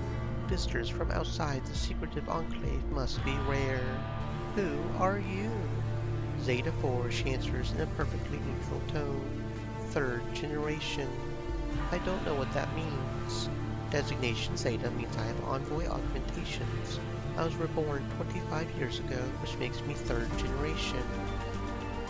Who were you before you were reborn? I do not know. My earliest recorded memory is awakening here, but the overall conditioning of this form suggests long-term malnutrition, which places my earlier self outside the habitat, most likely in the cargo hold you call the pit. I thought all the monks came from the original maintenance crew. The first generation, yes. Zeta 4 nods in the affirmative, but does not deign to elaborate. What are envoy augmentations? A specialized military kit designed for liaison with a potentially hostile native population. The goal is to discourage attacks and maintain our operations unimpeded. You don't mean us, do you? Increasing our operational range necessitates the deployment of envoys and peacekeepers, says Zeta 4, avoiding the question like a true envoy. What's a peacekeeper? An agent tasked with restoring peace in the event of hostilities toward an envoy, she recites from rote. Why are you increasing your operations now? Maintaining Starfare's life support systems will soon require additional resources and cooperation from local authorities outside of ESLSS. She seems nice for a cyborg designed to deal with, what was it? Potentially hostile population. You don't trust them? They're expanding their operations. Envoys, peacekeepers, enforcers. This does not bode well. What can they do? They're too few in numbers. I don't think they do anything without a reason. That's what I'm afraid of. You think they're still human? Hard to say. They're definitely more machine than I thought. Maybe it's a good thing. After seeing the habitat, I mean. Maybe so. Maybe so. Talk to Ava, that's what we're here for. Okay, sure thing, friend. Hello, Ava. Ava Miller, Hereditary Chief Technical Officer, CTO, okay, Chief Technical Officer of Starfare, waits motionlessly as you approach. Why did you request this meeting? Her intonation is as flat as the digital voice of an in-tap dispenser, expressing neither surprise nor curiosity. She's simply waiting for data. Her left eye remains fixed on your new companion, while the right pivots to focus on you. Bring it to us. Something tells you to interpret this as a command. Why do you want it? To maintain life support until Starfare reaches its destination. That is our mandate. What about all of this? Functional capacity continues to deteriorate. Currently, we're at 57%. The ocular pointed at you registers your confusion. Operational standard is 85%, but Earthborn can tolerate as low as 70%. In extension cases, 50% is acceptable, but only temporarily. Are you saying the Earthborn won't be able to breathe our air and drink our water? Our species is extremely adaptable, even when it comes to something as vital as oxygen. On Earth, those who live at high altitude have evolved genetic adaptations to survive and even thrive where the lowlanders cannot. Some islanders who make a living diving evolved larger spleens to increase the amount of oxygen in their blood to stay longer underwater. We made it this far because we can adapt to our surroundings, and once a ship arrives, we'll adapt to Proxima. What happens if the functionality capacity drops below 50%? We have insufficient data to speculate.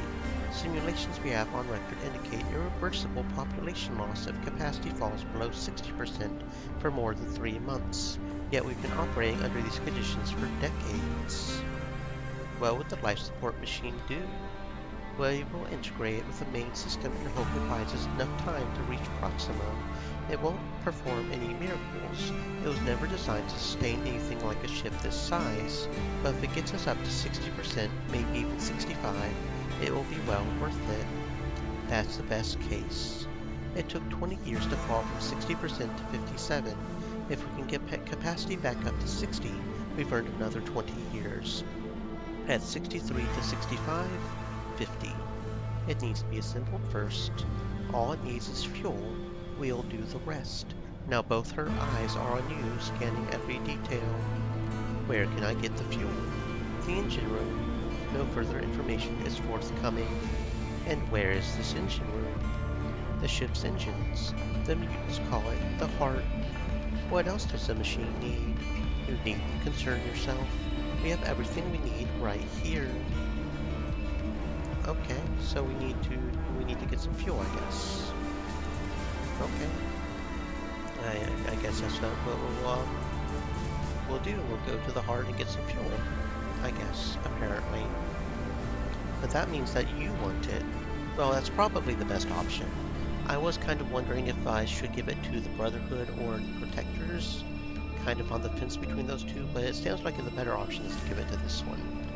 Supply our life systems. This is probably a very good idea for the long run. Probably. Hansen isn't going to like it. The monks are up to something. It's not their usual ecclesiastical bullshit. What are we going to do? Let's secure the machine first, then get the fuel cells. Hopefully without starting a war with the mutants. Then we'll see. A war?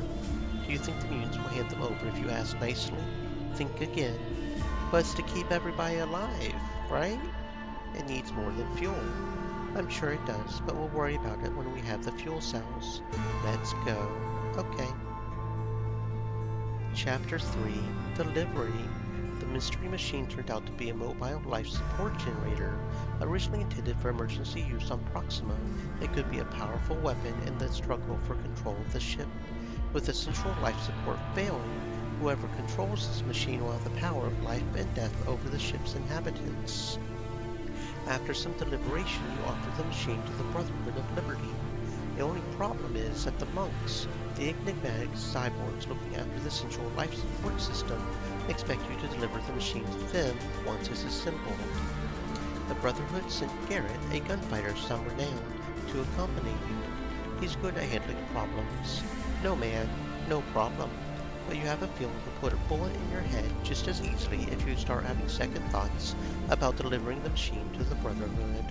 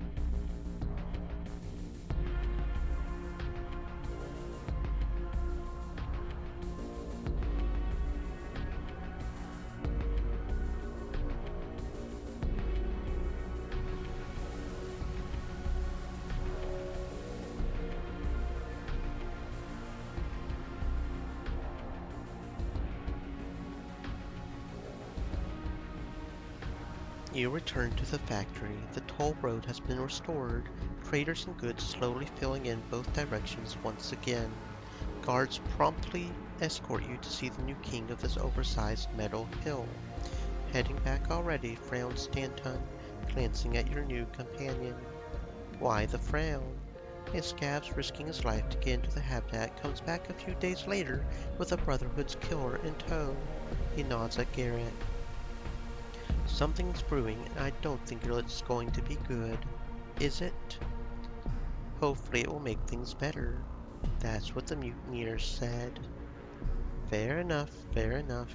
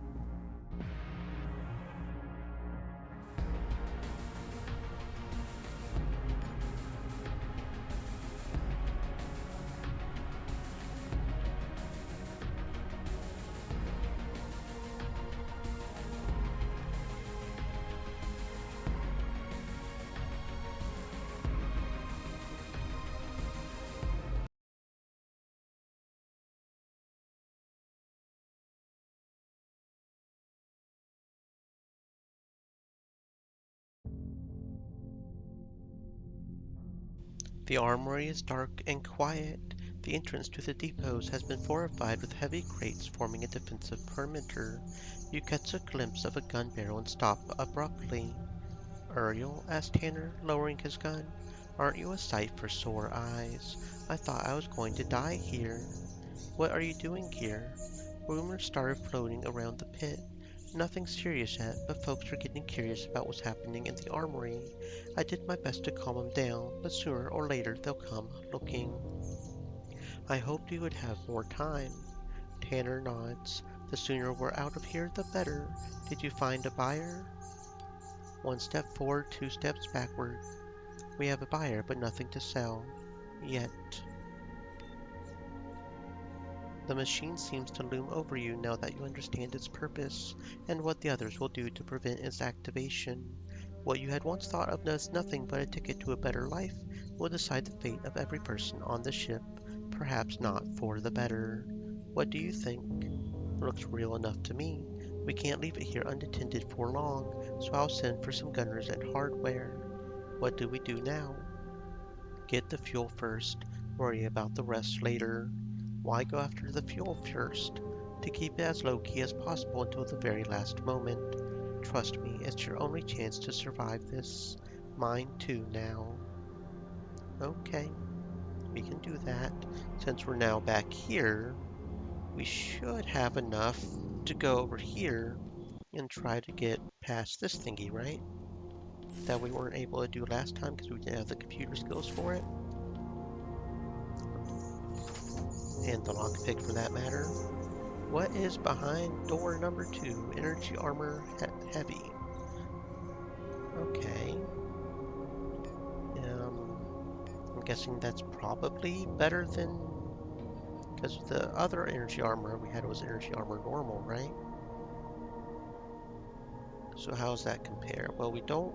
It has an energy shield, right? So we don't want it on Uriel because that will interfere with his melee, but... Okay. Okay, that does look pretty good. But it takes off the jacket and we don't want that. So I guess it actually probably was not worth it. Oh well. That's okay. Because I'm not sure it's really worth... Because it's 12 total, right? And that's, I guess maybe it is. I don't know. I'm not going to try to figure it out.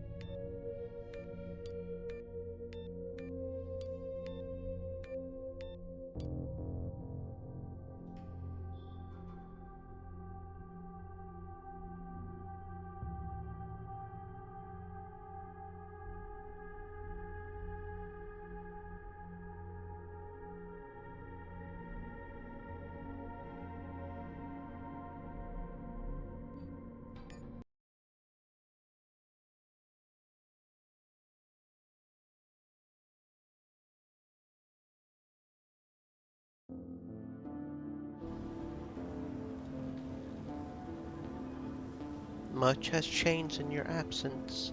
An oppressive silence hangs like a storm cloud over the pit, and everyone seems gloomy and distracted. The complacent citizens of the habitat have long grown used to checkpoints and patrols, but the pit is a free town. Forcing arbitrary rules onto these hard-scrabble survivors won't be easy. The merchants and Dale Market gentry of Main Street will likely fold without so much as a squeak, but Camptown and the outskirts won't fall in line without a fight. Now would be a good time to review any unfinished business. You don't seem to have any unfinished business. Find Braxton. Hmm.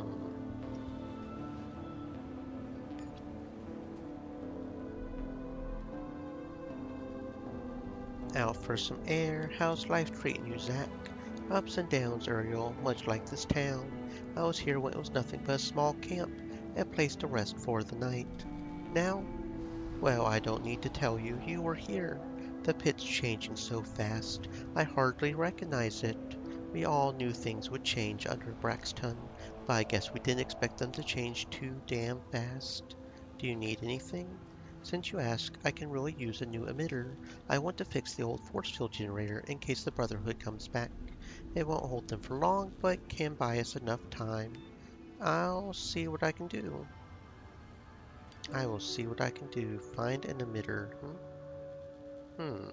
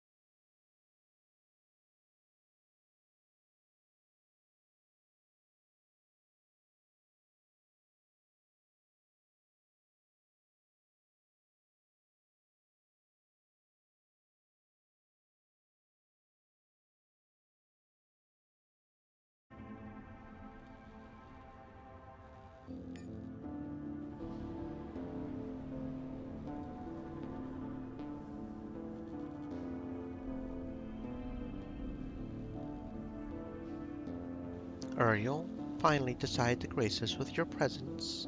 Glad to see you again, Sergeant. I hear you went all the way to the habitat. What's it like? Too many people. Maybe one day I'll go there and see it for myself. Wait, I have something for you. I owe you for that fight. Oh, thank you. Thank you, friend. Braxton? Here is Jeremiah Braxton, the soldier of God turned mercenary captain turned ruler of the free town, a place which seemingly grows less free by the day. He's receiving petitioners in a secure area outside the regulator's headquarters. The waiting citizens who welcomed the new regime look concerned. Two patrols have disappeared in Camptown, and now people are murmuring about makeshift barricades and armed resistance. We have a problem, says Braxton. Camptown is revolting. What do you want me to do about it? Surely you have enough men. It's tempting, nods Braxton, but I suspect that's exactly what they want me to do. If I'm right, it means they don't have enough support and they want me to drum it up for them by sending in the troops. So you want me to deal with it. I know you can handle a few troublemakers, and if it's more than that, we'll step in and do what needs to be done, Braxton says reassuringly. I'll see what I can do. Still think you made the right call? Asked Jed. Our friend Braxton might have bitten off a bit more than he can chew. Time will tell. God knows the pit could do with some laws and lawmen to enforce them, but not the way Braxton's doing it. None of it would have happened under Jonas. Maybe, maybe not. Braxton will clean up this town, you'll see. If he doesn't burn it down in the process. No, that's not if it would. There needs to be a happy medium here, people. I mean, we need a few laws in order to ensure, people are protected. But if you go too far and oppress them, it's you break an egg by letting it fall off your hand by being too lax.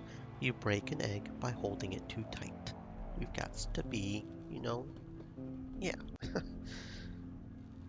Okay, so I guess we're going to go do that. Not sure how I feel about that, but maybe we should have let Jonas control the town.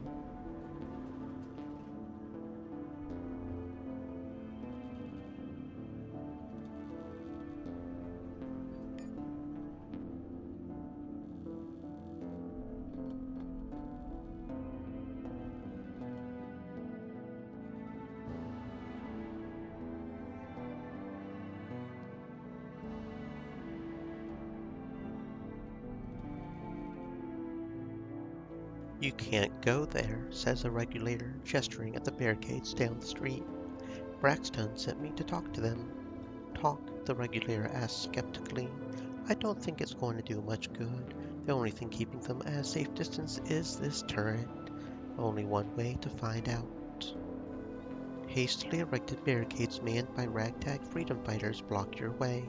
Braxton's attempt to bring some law and order to the pit's deepest corners has clearly rubbed their denizens the wrong way. A quick survey shows a volatile mix of angry frontiersmen, the usual troublemakers trying to gin up some mayhem, and a few others hoping to make a name for themselves.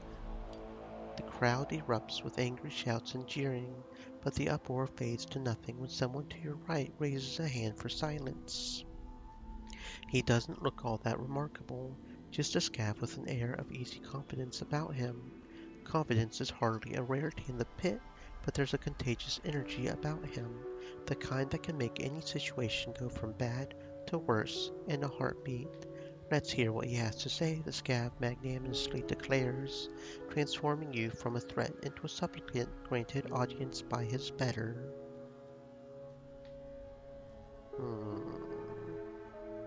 Because we're a murder hobo and we already went down this road, we already backed Braxton, we're just going to do what we need to do. As if sensing your intentions or perhaps simply interpreting your silence correctly, the rebels raise their weapons. The scav shrugs his shoulders as if regretting this turn of events and retreats to observe the carnage from a safe distance.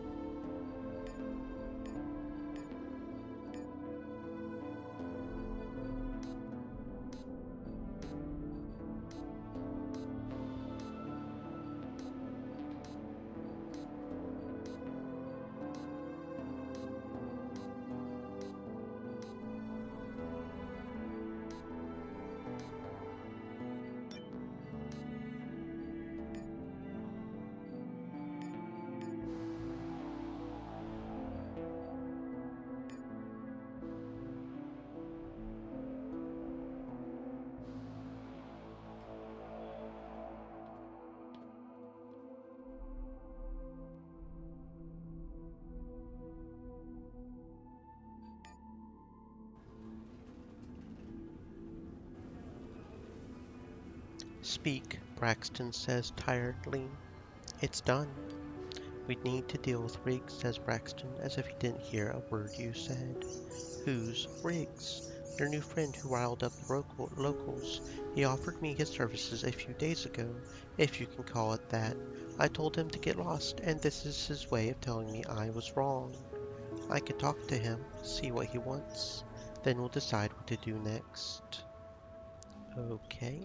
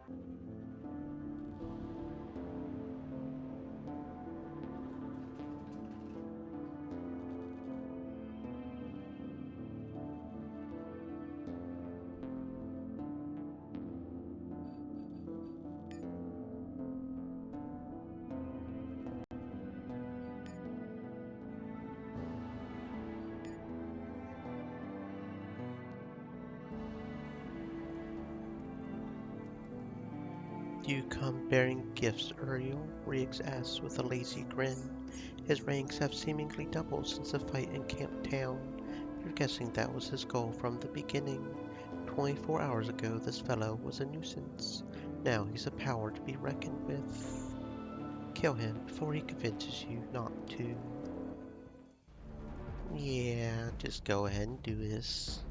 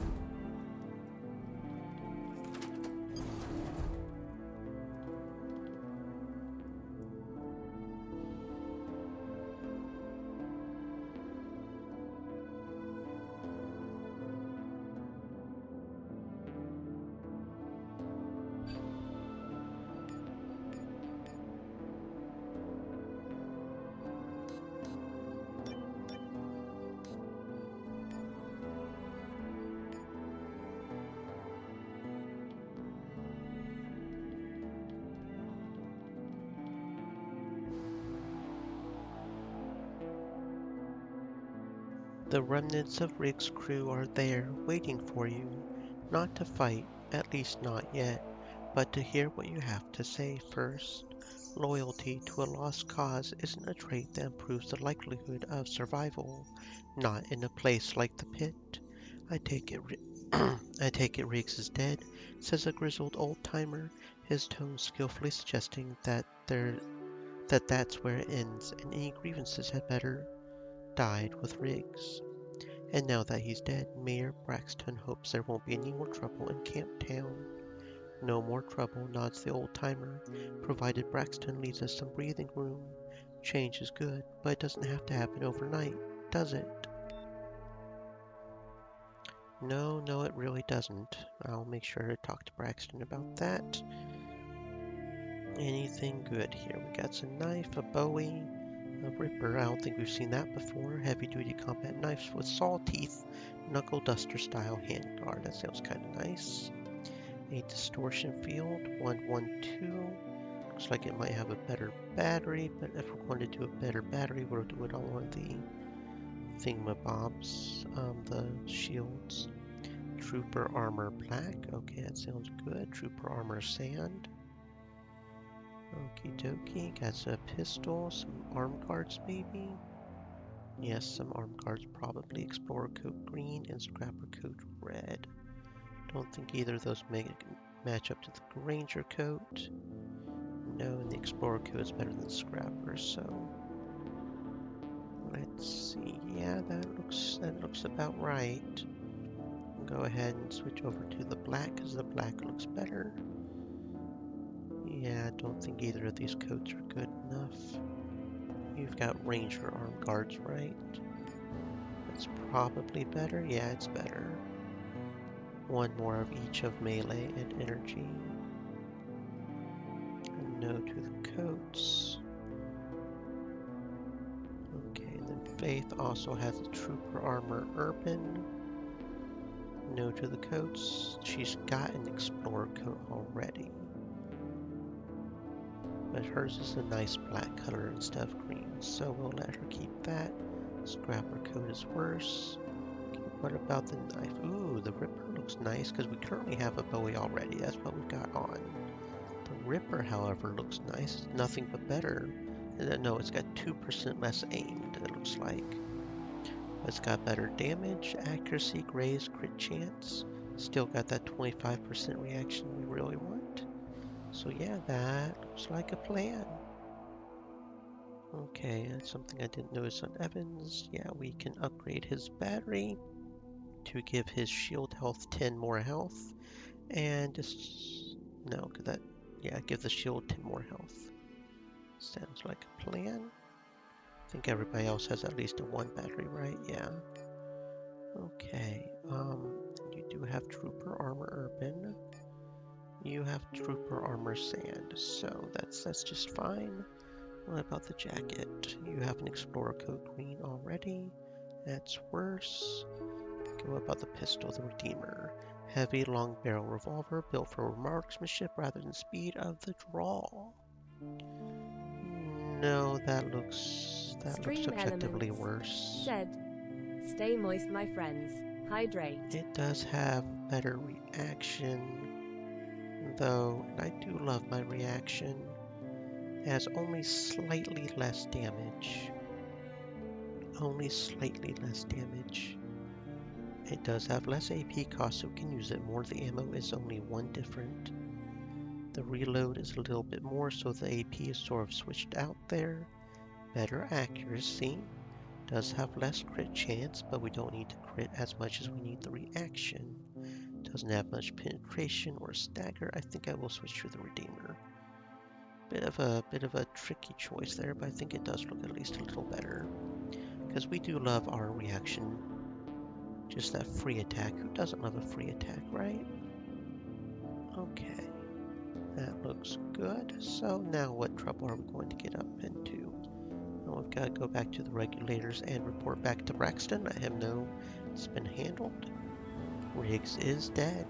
Good riddance. It will send a message to every other troublemaker and buy us enough time. Any news from the protectors? Nothing encouraging. They don't want to make the same mistake the Brotherhood did and run into local resistance. They don't want to take any risks.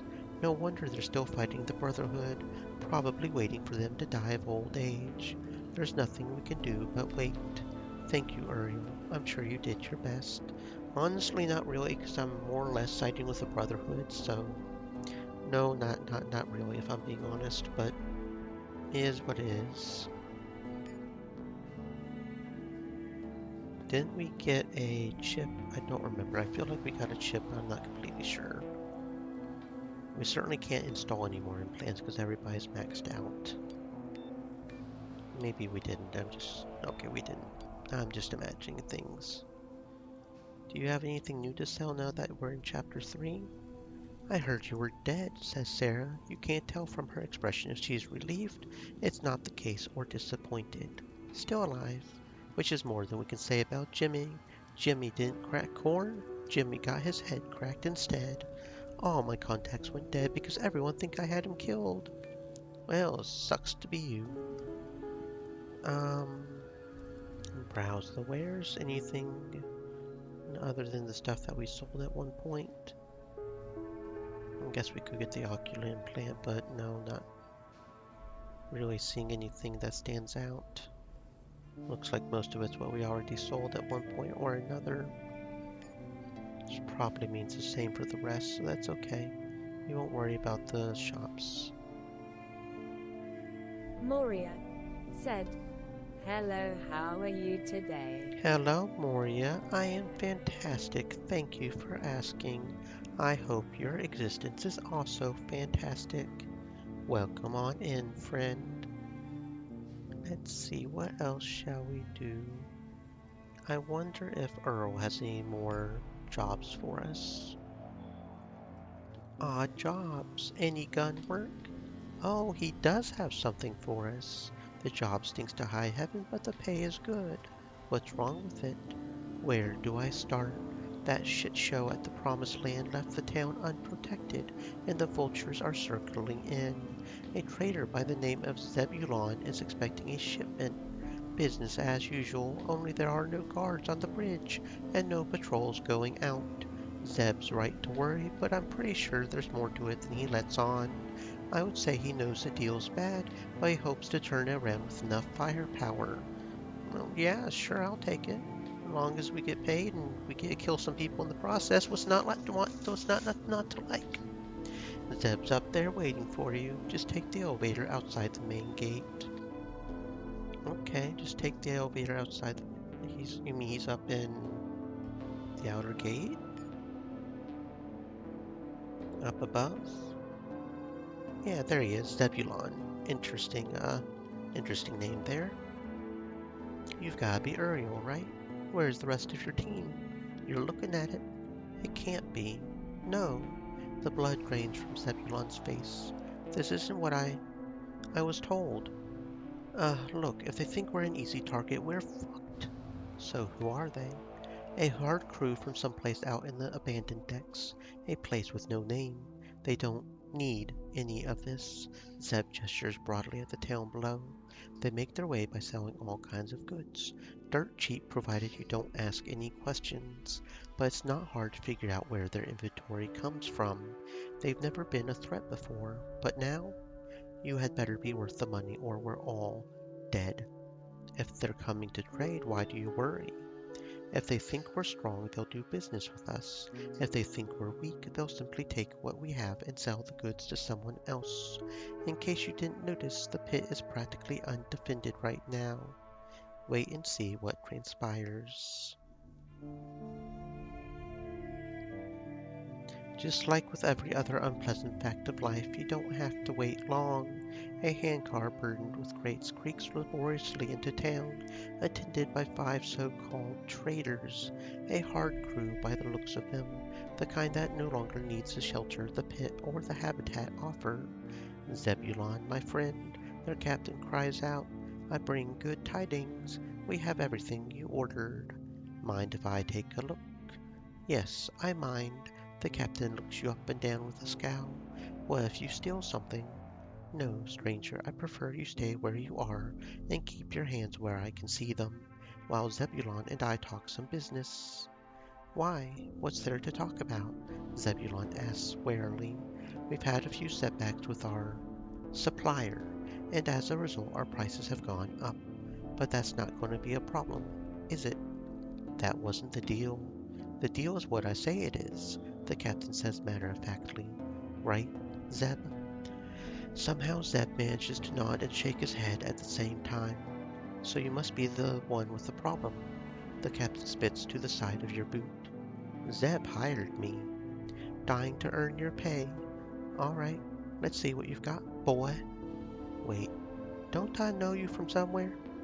He was with Stanton when the keepers wiped out the Black Hand, says one of the raiders. Hell of a fight. That was, Captain says thoughtfully. Know what, Zeb? In light of your long standing as a paying customer, I've decided we'll take the loss on this shipment. Original deal stands.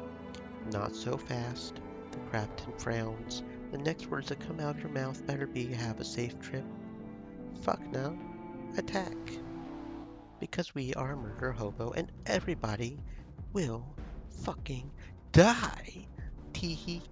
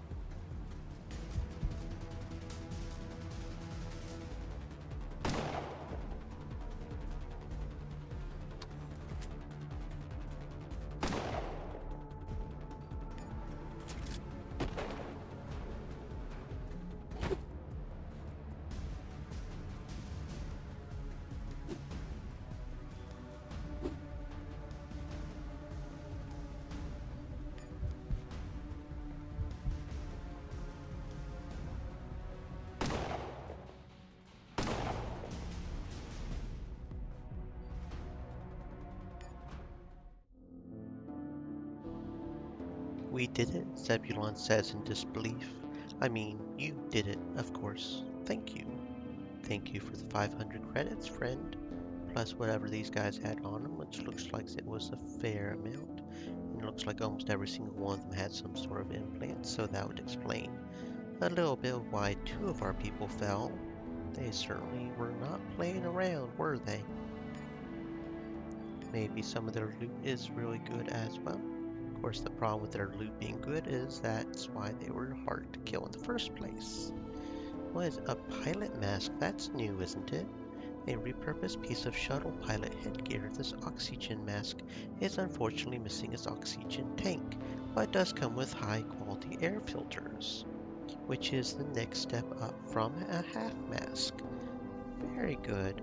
So combined with our heart, we're actually completely protected against toxic now.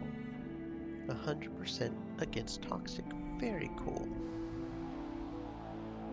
So those guys who do like poison gas grenades and shit, it quite literally can't touch me now. That is kind of cool. Sledgehammer is what we already have. We got an assault rifle, a submachine gun, a semi-auto rifle, so maybe a better rifle for Evans. The Hauser 92. This Hauser precision rifle was custom built in '92 and quickly gained popularity among those who prefer to conduct their business from afar. No, doesn't look like it.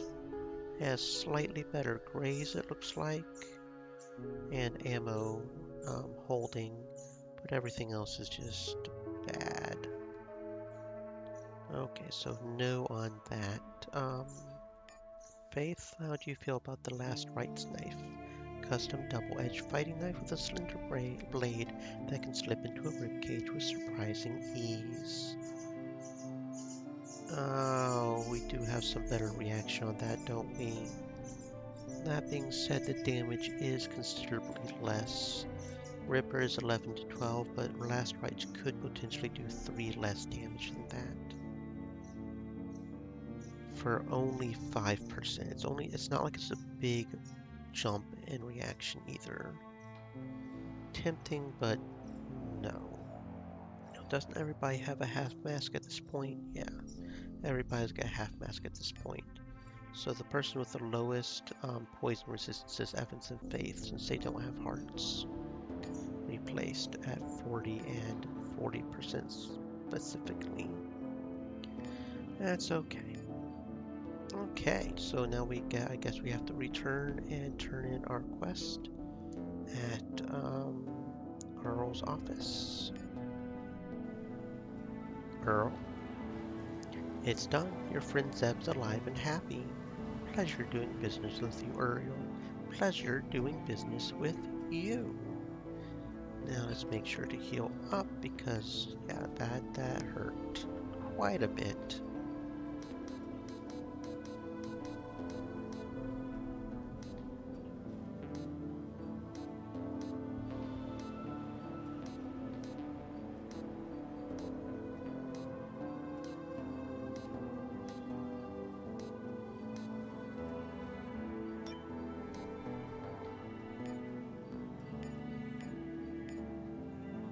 let's see, it's 15, 20, 25. You know what? That's close enough. Go ahead. We're really killing a lot with each of our medkits now. I'm kind of tempted to go buy some more medkits just to make sure we're good. Because I really do not want to run out of medkits. My fighting style is way too sloppy to not be able to heal afterwards. You do have some medkits for sale, don't you? Yeah. We have 300 of them. How many can we buy? Okay, so if we try buy all 300, that would set us back about 4,000 creds. But if we did that, I'll turn back on auto healing after a fight, just because we would have so many at that point. It wouldn't matter how sloppy we get on the topping. We just heal afterwards, and it'll be okay. Should have enough to sell to offset the cost, maybe.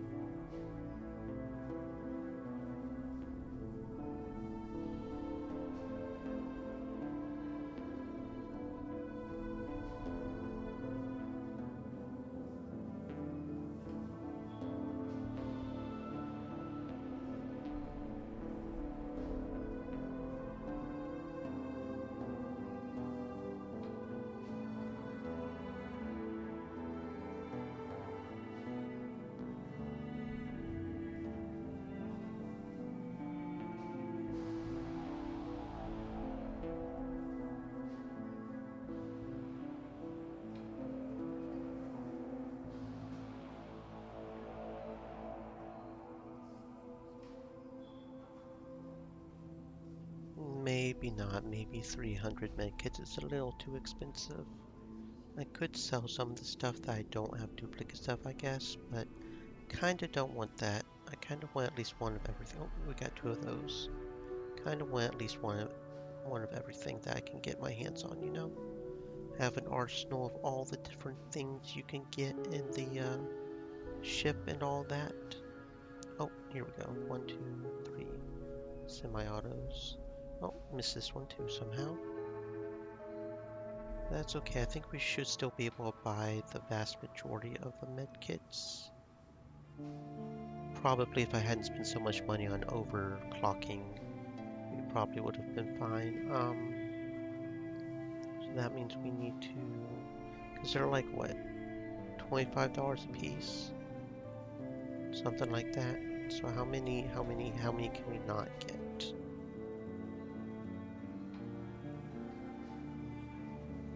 Dope, there we go.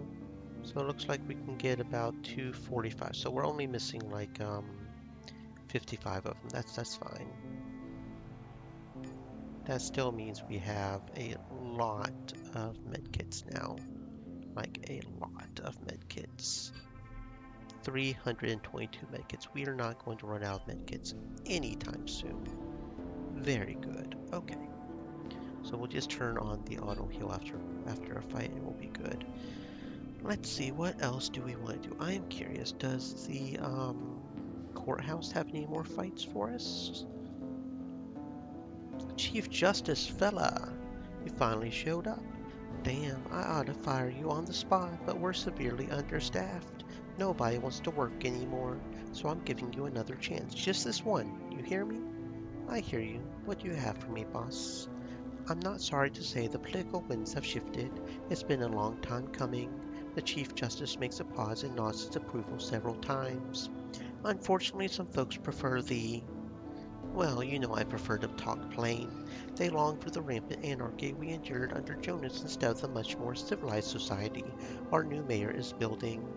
Naturally, these anarchists are free to go live in strife somewhere else. But no, they've just got to stay here and cause trouble. That is something I cannot allow. Are they already in custody? A few of them, yes, but not nearly all. This, mutiny, there's no other word for it, is growing daily, so we need to field an aggressive prosecution until they get the message. Make my case. Let's do it.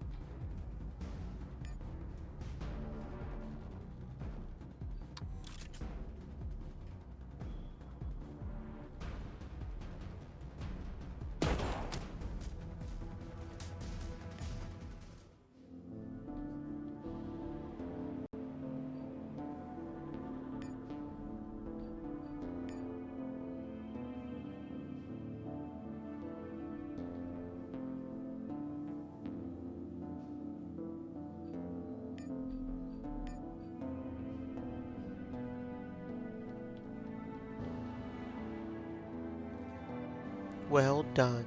If this doesn't put the fear of God into them, nothing will. What's next on the docket? Clarence Manley and Associates. These miscreants are in the rot-gut business. 15 of our fine citizens were poisoned, and 3 died from what the bum advertised as premium whiskey, cask-aged for 5 years. Our investigation revealed that the swill was in fact aged 5 days in a barrel formerly used for turbine lubricant with a sulfuric acid boost. But it's the false advertising that really riles me. What about Manley's associates? Mr. Manley was the brain of this operation. He fancies himself a real chemist and swears up and down that he's no poisoner. But those three corpses ain't tellin' no lies. His so-called associates hired thugs with a $5 title he used as a security during his transactions and to dissuade any of his living customers from filing a complaint that makes them accessories to his crimes. Why does anyone buy this stuff in the first place? The Founding Fathers' prohibition on alcohol means the ship's systems won't produce it. Humans, being the fragile, sinful things we are, naturally began making it themselves. Not an easy prospect without grain or corn, or whatever else they used back on old Earth. Now it takes a good chemist to brew something that stimulates the senses without leaving you blind or dead in the bargain. Regardless, these carpetbaggers are preying on folks who simply want a little relief from their daily cares. I'll not stand for it, and I know you won't either. Let's make our case.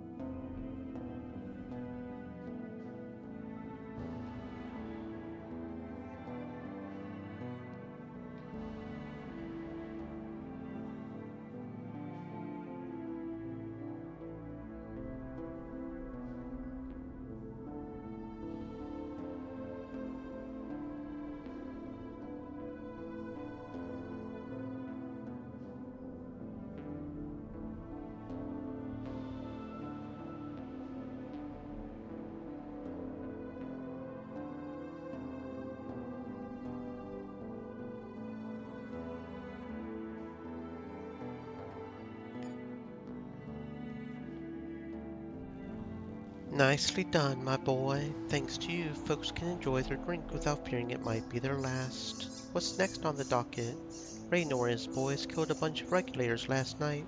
Can't say I'm surprised. A man like Raynor, he can't abide by the rule of law because he can't let other men tell him what to do. He made a point of that by breaking just about every law we have around here. Rest assured you'll be doing this town a favor. Why did they attack the regulators?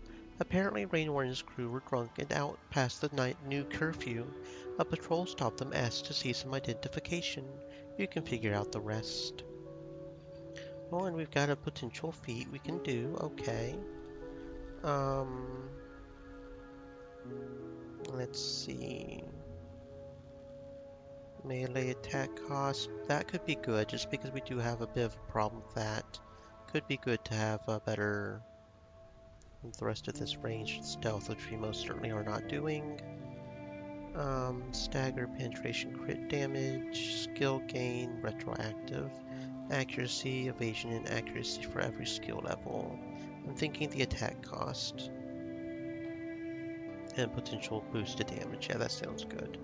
Maybe we can do 2 attacks with that. Oh, and Jed has a feat as well. Our shotgun tank boy. Let's see. Do you have opportunities? You do not. So let's get that reaction up, buddy. Okie dokie. That sounds good. Oh yeah, the church absolutely hates our ass now. Negative 11, 8 to Brotherhood, 1 to Protector. That is what it is. Okay, so that being said, it is 1800, friends. So we will be saving here.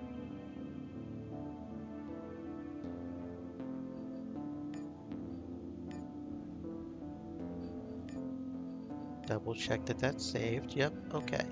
So we will be saving here and ending for today. Unless, of course, somebody does a redeem for more time, which, of course, is always an option.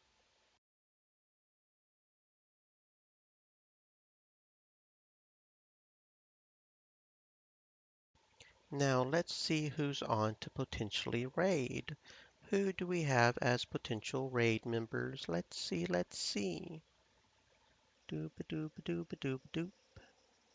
Okay, doesn't look like there are too many people on right now. Let's see, day 7 of subathon or something? It does not look like there's anybody on that I want to raid that we haven't raided this month, so unless someone does the redeem, no raid as well. Stay safe, friends. Maybe I will see you tomorrow for some fishing.